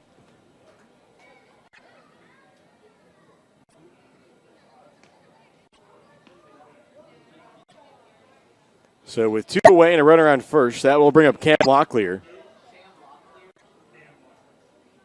So Locklear getting his first at bat. Pitch to him is going to be taken high for a ball. Locklear on the roster for Holly Springs listed at 5'9", which kind of find hard to believe. It's JT Jarrett, who he came in for, was listed at 5'7". And he looks shorter. This one lined to the glove of Drew Brooks at short, and so a loud out there will end the inning. So the Salamanders do get a run on the sac fly to right field, as it is now 7-4 as we go to the 7th inning stretch here at historic Fleming Stadium. As you are watching Wilson Tobs baseball here on CPLBaseball.tv. If you sing with lots of enthusiasm, you could win $15 to spend at Mason's. All right, if you're ready, and let's sing "Take Me Out to the Ball Game."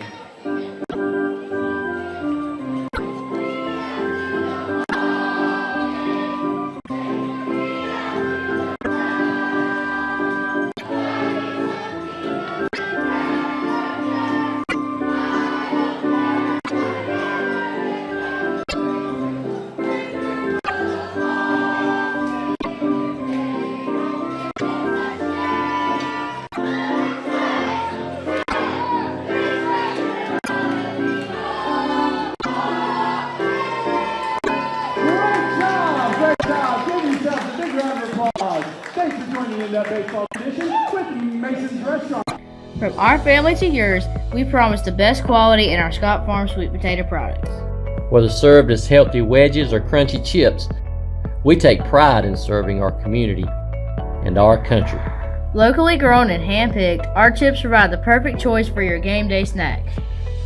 Whether hitting a home run or cheering on the sidelines, our products ensure a healthy snack nearly everyone will enjoy. You're always safe at home with Scott Farms. And welcome back, ladies and gentlemen. Doug Page along with you here as we get set for the bottom of the 7th inning. The Salamanders will make a call to the bullpen as the new pitcher pitcher will be number 22, Chris Joyner, a left-hander, 6'2", 285 pounds, a sophomore out of UNC Wilmington from Cary, North Carolina. As he will get set here to go through his warm-up tosses. Take a look at the numbers on the season for Joyner. This will be his 8th appearance, all in relief. He does have an 0-2 record on the season. 10 innings pitched, and he's given up 11 runs, 6 of those earned off 12 hits, has struck out 13 batters, and walked 6, an ERA of 5.40, a strikeout per 9 of 11.7. As he will face Jacob Nestor, who has walked all 3 times he's been up tonight, does have an RBI. Also a stolen base to his credit. First pitch here will miss for a ball. So for Jacob Nestor, 3 walks tonight. Came into the game with the on-base percentage. As this one will miss for a ball as well. The on-base percentage for Nestor was at .435. So that one continues to rise. This one almost took him out. He had to get out of it in the right-handed batter's box. So the count 3-0. Quickly getting set back on the mound will be Joyner. Here's the 3-0. That'll be in there for a strike. So Joyner, the 4th pitcher of the game for Holly Springs, taking over for Kyle Davis. Here's the 3-1. That one swung on, and that one is going to be caught by the right fielder. As Chris Davis able to go all the way down into the grass and got that one as it didn't tail enough for Nestor. You got a pitch to hit on 3-1. Try to go to the opposite field, but couldn't come up with anything. So that'll bring up Kevin McGowan. A pair of doubles for McGowan in the game. 2 for 3, also 2 RBIs. Tobs lead this one 7-4. As the Salamanders getting a run in the top of the 7th. Both teams went scoreless in the 6th. And this one off of the back of McGowan. And so McGowan will head down to first. Second hit batter of the game for Tobs batters. Now batting, right number 8 from Missouri Baptist, Caleb Dean. So that'll bring up Caleb Dean. He went yard in his last at bat. Put one off of the scoreboard in left. A 3-run shot. His second home run of the year. RBIs 9, 10, and 11 for him. Pitch here is swung on. Can't make contact with it. Good fastball there from Joyner. One away here.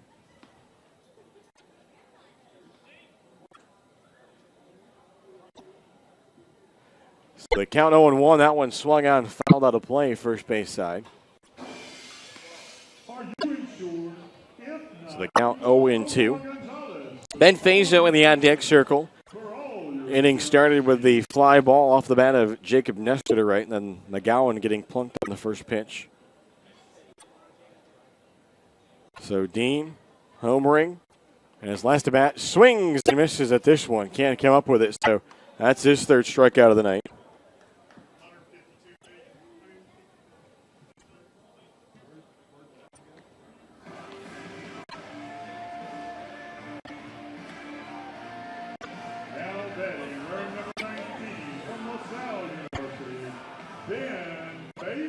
So that'll bring up Ben Fazo now with 2 away. Fazo 1 for 3 on the night.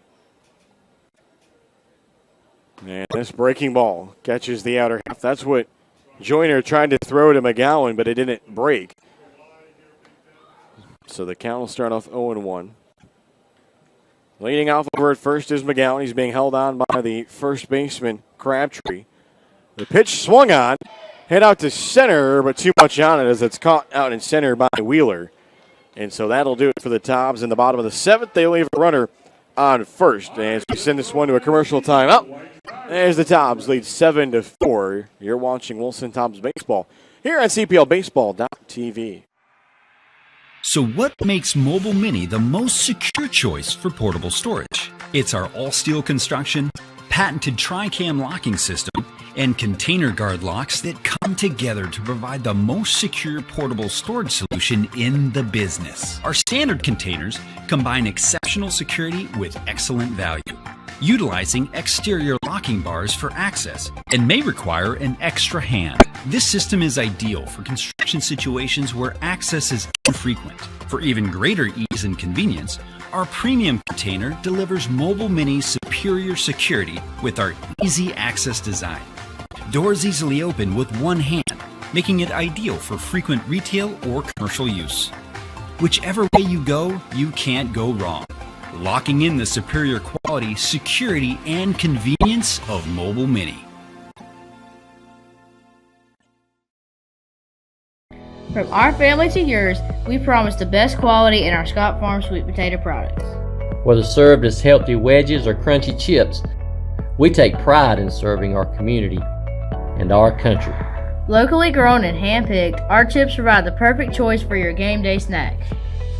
Whether hitting a home run or cheering on the sidelines, our products ensure a healthy snack nearly everyone will enjoy. You're always safe at home with Scott Farms. And welcome back, ladies and gentlemen. Doug Page along with you here as we get set for the top of the 8th inning here at historic Fleming Stadium. As a new pitcher on the mound for the Tobs, it'll be Cody Smith, who wears jersey number 28 out of Chowan University. Will take over for Charlie Sheehan, who gave up a run in the top half of the 7th. So for Cody Smith, he will face the 8, 9, and 1 batters.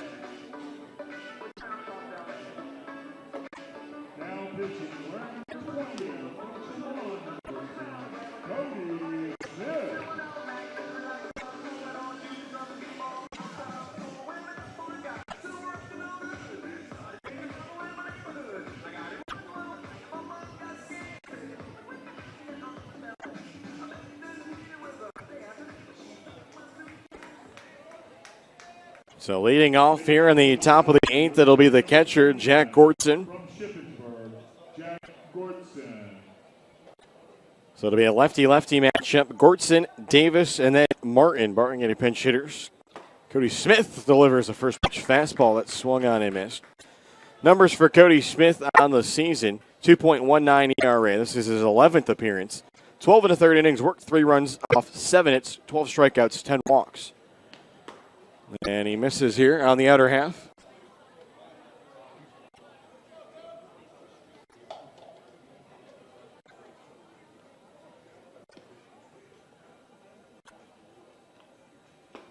And this one swung at and missed in the dirt.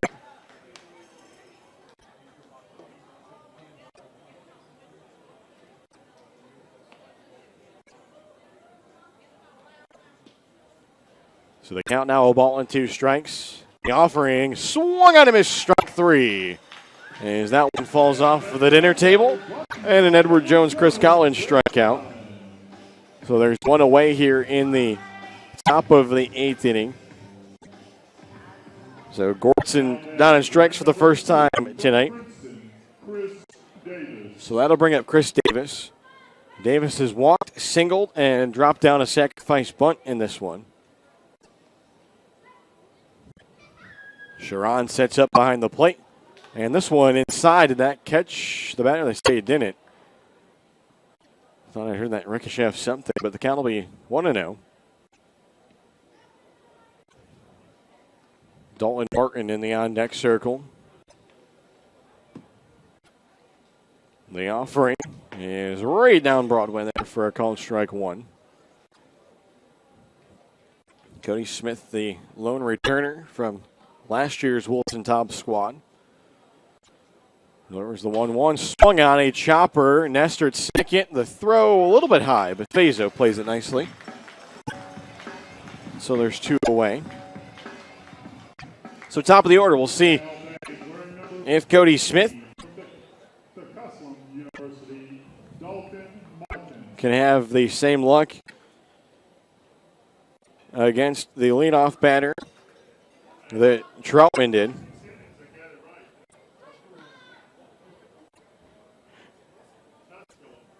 Here's the first pitch from Cody Smith as that one's tipped into the glove.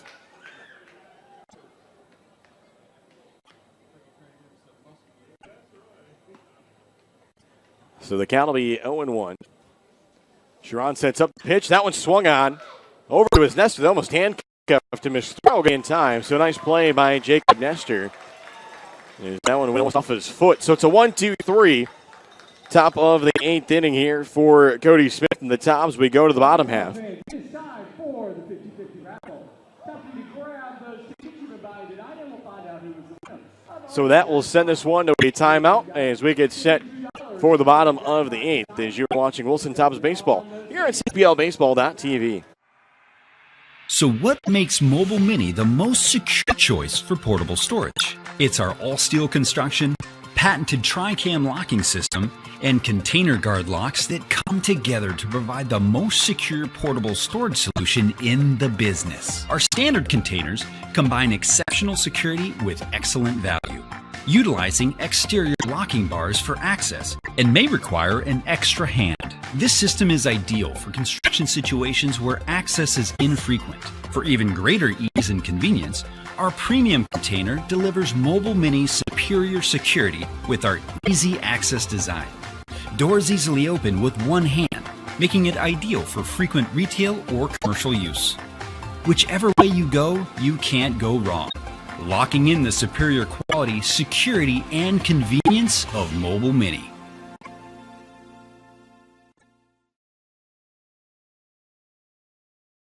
From our family to yours, we promise the best quality in our Scott Farm sweet potato products. Whether served as healthy wedges or crunchy chips, we take pride in serving our community and our country. Locally grown and hand-picked, our chips provide the perfect choice for your game day snacks. Whether hitting a home run or cheering on the sidelines, our products ensure a healthy snack nearly everyone will enjoy. You're always safe at home with Scott Farms. And welcome back, ladies and gentlemen. Doug Page along with you here as we get set for the bottom of the 8th inning. Tobs with a 7-4 lead. As Cody Smith was able to work a 1-2-3 top of the 8th inning. New pitcher will take over on the mound here for the Holly Springs Salamanders, as it'll be number 7, as it is Mike Krieger, a junior right-hander, 6'2", 190 pounds, out of Long Island, Brooklyn, from Derby, Connecticut. Mike Krieger.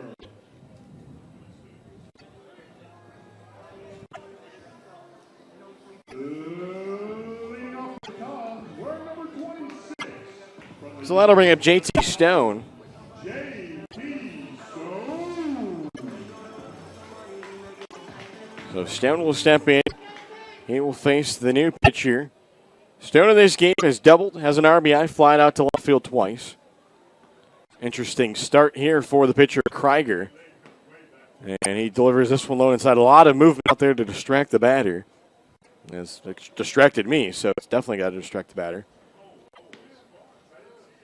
The count now 1-0. That one will drop in there for a strike. A lot to process through the batter. We'll see what J.T. Stone can do to handle it. Krieger, the 5th pitcher of the night for the Salamanders. Here's the 1-1. That was swung on, past the first baseman, down the right field line. Stone is going to look for 2. And he is going to pull up into second, and that'll be a leadoff base runner for the Tobs. So a double second of the game for J.T. Stone. And the bat starting to maybe come alive for the designated hitter from the University of Mount Olive. Put up video game type numbers to start the season for the Trojans before being shut down due to an injury. And so that'll bring up the catcher, Jacob Sharon. Sharon has went 0 for 3 tonight with 3 strikeouts.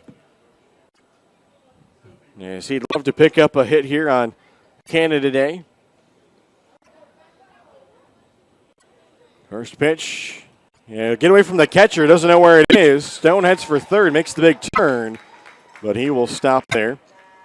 So J.T. Stone now stands at third base. Nobody out. Top's going to see if they can get that run back that the Salamanders scored off the sacrifice fly in the 7th inning.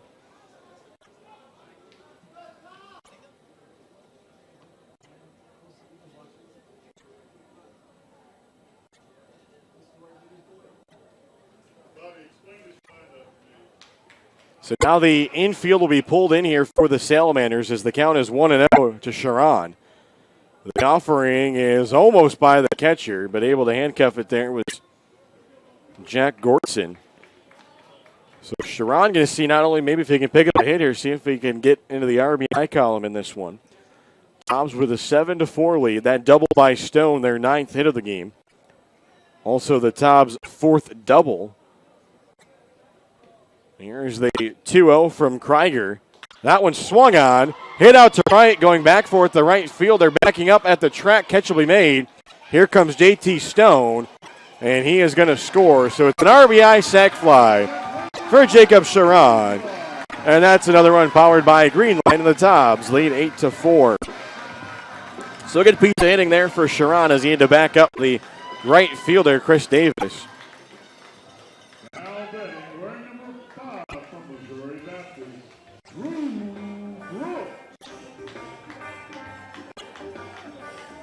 So let's bring up Drew Brooks with one away, and the base is now empty. Brooks has been on base once tonight. Also lined out to second, popped up to first in foul territory. Krieger delivers his first pitch, and that'll miss for a ball. So the sac fly for Sharon. On the season, that'll be RBI number 4. And that one fouled at the plate off of the catcher. So that'll be Sharon's first RBI that does not come off of a home run. As his first RBI was a solo shot and then there's a 2-run home run and then a solo home run on Friday night against Peninsula. The count now 1-1 here to the number 9 batter in the lineup for the Tobs, Drew Brooks. He takes that one for a ball. So the count now 2-1.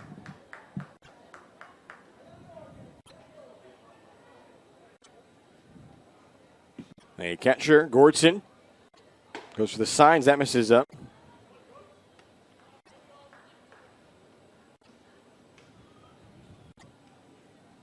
Brooks ready. Right up on that line in the left-handed batter's box. Good count, 3-1.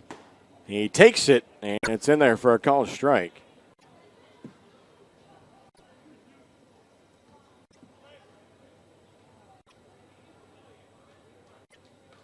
Here's the 3-2, a chopper, but foul down the first baseline.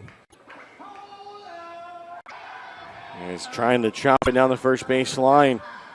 Was Drew Brooks. Tobs have already went down the first baseline in this inning. As JT Stone put it down the line, had to deflect off of the first baseman, Chris Crabtree. Turned into a double, moved over to third on the passed ball, and then scored on the sac fly.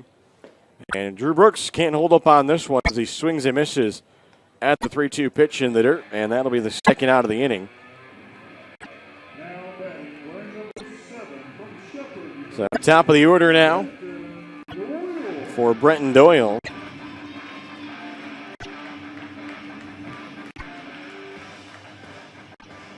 Doyle in this game with a pair of singles, has also struck out and grounded out, scored a run. Does have 2 stolen bases tonight. First pitch he sees, take on the outer half for a call strike. So there's 2 stolen bases he had back in the first inning. Doyle upping his team lead in the stolen base category. He's at 9 stolen bases. Swings this one down the right field line, but that one will get foul. So Doyle 9 for 10 on the season in stolen bases. As the Tobs had 3 stolen bases in the first inning. 0-2 pitch coming here from Mike Krieger. That one is swung on a chopper to third. Here's the throw, and it's going to be in time. It was a little bit of a high throw, but able to handle it at first was Crabtree from Inkland.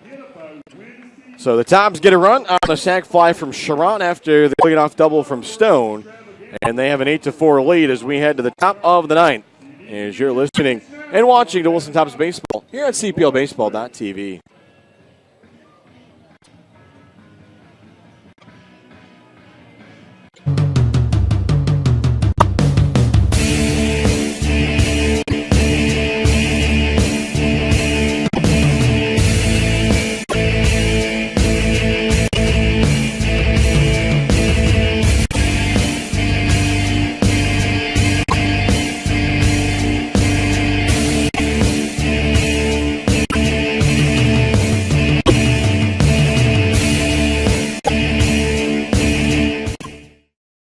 Whenever you have a chance to give back to the community, it's a special day.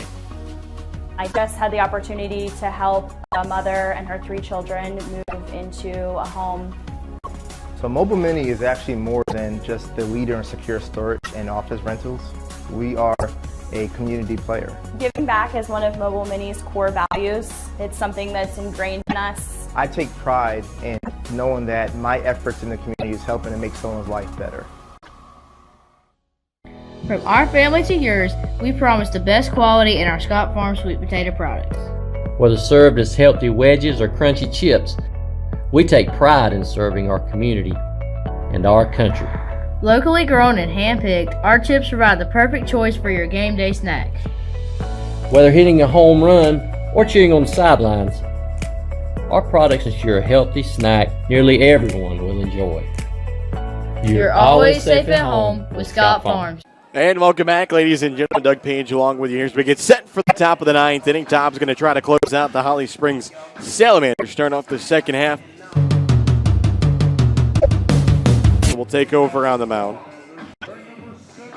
Gallagher will be the 6th pitcher of the game for Wilson. He takes over for Cody Smith.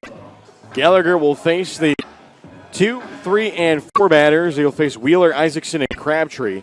Gallagher out of Central Connecticut State. A lefty-lefty matchup. As this first pitch will be a called strike. Gallagher has yet to allow an earned run on the season for the Tobs. This will be his 12th appearance. Does have a save. Here's the 0-1. This one misses up and in. He's worked 12 innings, has allowed 9 hits, 3 runs, all of them unearned. Struck out 16 batters to 4 walks. Here's the 1-1. And starting to show bunt, there was Wheeler. He tried to pull it back, but I think it would have been a strike anyways over the plate. So the count is a ball and 2 strikes. Wheeler singled all the way back in the first inning. Since then has flied to left, grounded into a fielder's choice, lined out to second. Here's the offering, and that one is swung on him as strike 3. Another Edwin Jones, Chris Collins strikeout.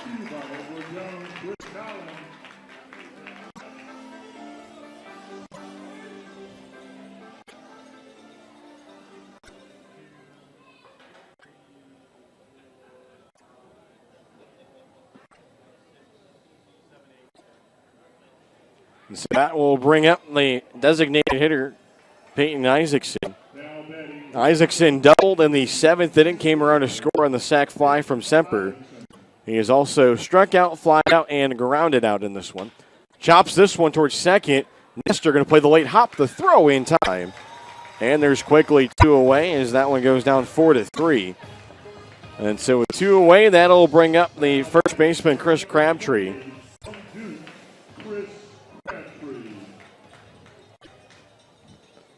Tobs looking to try to snap a losing streak of 4 games here.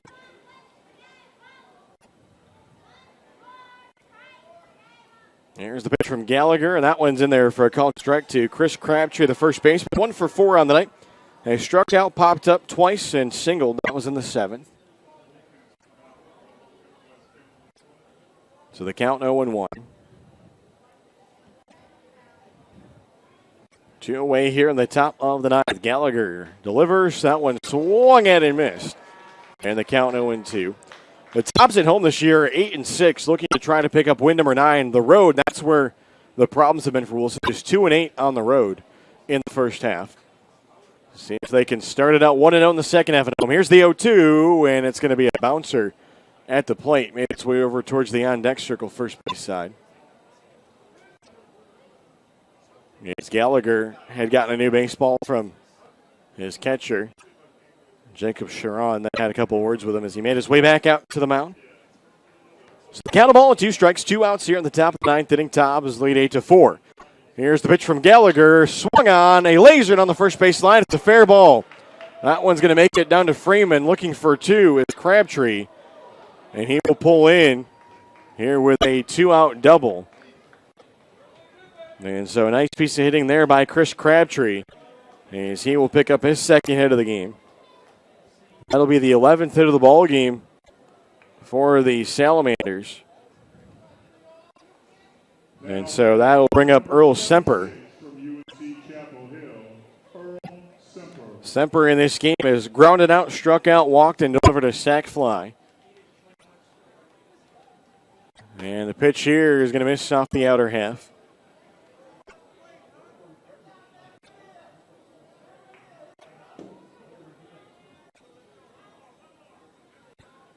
So the count of ball and no strikes here.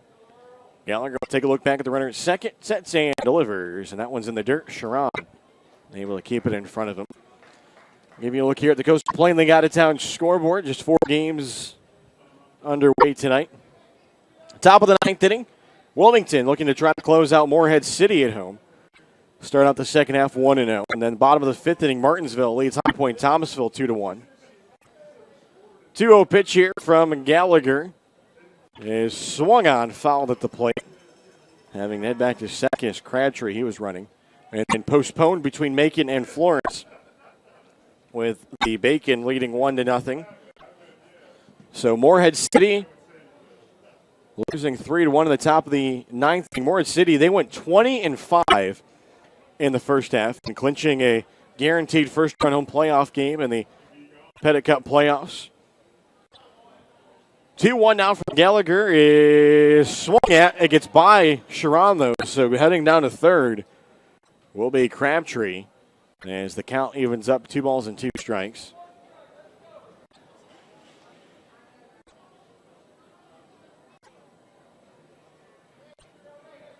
So Crabtree now at third. He kind of pulled up a little bit lame there at the end. A little bit of a limp off of the left ankle. So the count, 2 balls, 2 strikes, 2 outs here in the top of the 9th inning. Gallagher trying to close the door on the Salamanders. Here's the 2-2 pitch. That's in the dirt. Sharon kept it in front of him, but the count full now, 3-2. So a payoff pitch here to the left fielder, Earl Semper.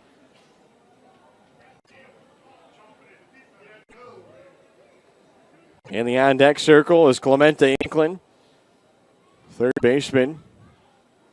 So a 3-2 pitch on its way. Sets, delivers. That's a high chopper. Brooks has to try to figure out how he's going to play it. His throw gets by the first baseman.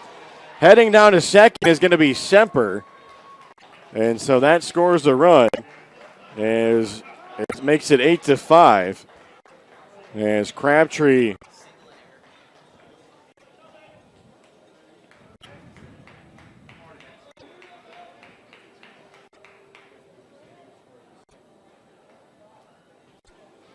so it'll be a single and an error that allows Earl Semper to go down to second. So it's an RBI for him, his second of the game. And so Enklin now steps up, takes this one low. So that'll be the first earned run of the season that Jared Gallagher will allow. And so Clemente Inklin, who was singled, reached on an error, struck out and flied out. And the count 1-0. Gallagher will take a look back to second. Pitch here, now going to be slowed inside. Gallagher got the first 2 outs of the inning, the strikeout to Wheeler, the ground out from Isaacson, then gave up a single down the first baseline to Crabtree and a really good pitch inside. Crabtree was able to just get enough of it, though. And then he went over to third on the wild pitch. Scored on the single by Semper. Gallagher looks back to second and delivers. This one going to miss up and in. The count now 3-0. A run in here in the top of the 9th. Tobs lead 8-5.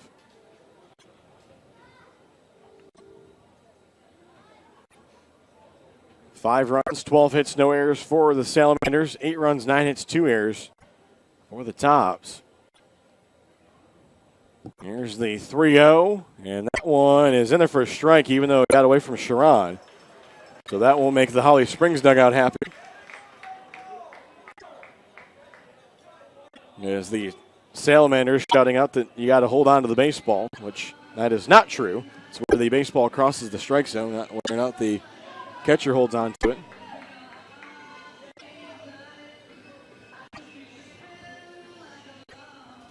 So the count now 3-1.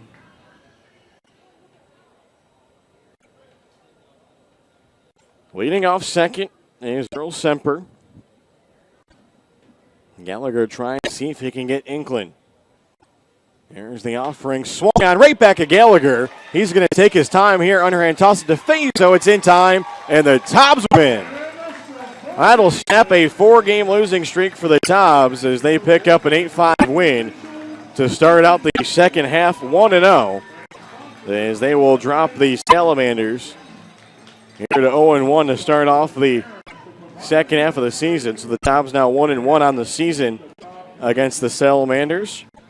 As that one will go down as a 1-3 to end the game. So Gallagher closes it out despite giving up the run here in the top of the ninth. As we'll get you the final pitching decisions after the Tobs pick up the 8-5 win. Give you a look here at the out-of-town scoreboard. See if there's any changes to bring along to you. Top of the ninth inning, Wilmington leading 3-1 against Morehead City. Top of the sixth, Martinsville on top of High Point Thomasville 2-1. And then Macon and Florence postponed with the Bacon leading 1-0. Look here at the final line score: 5 runs, 12 hits, no errors.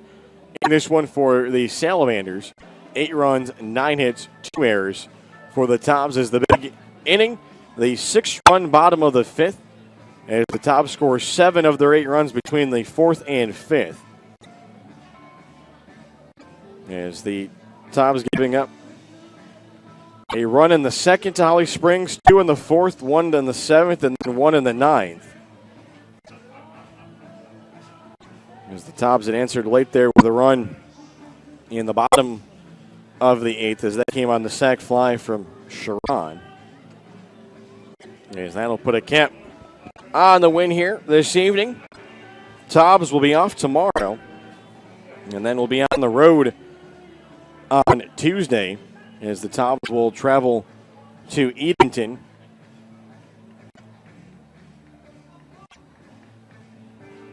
And then for the Tobs back home on Wednesday, July 4th versus Fayetteville at 6 p.m.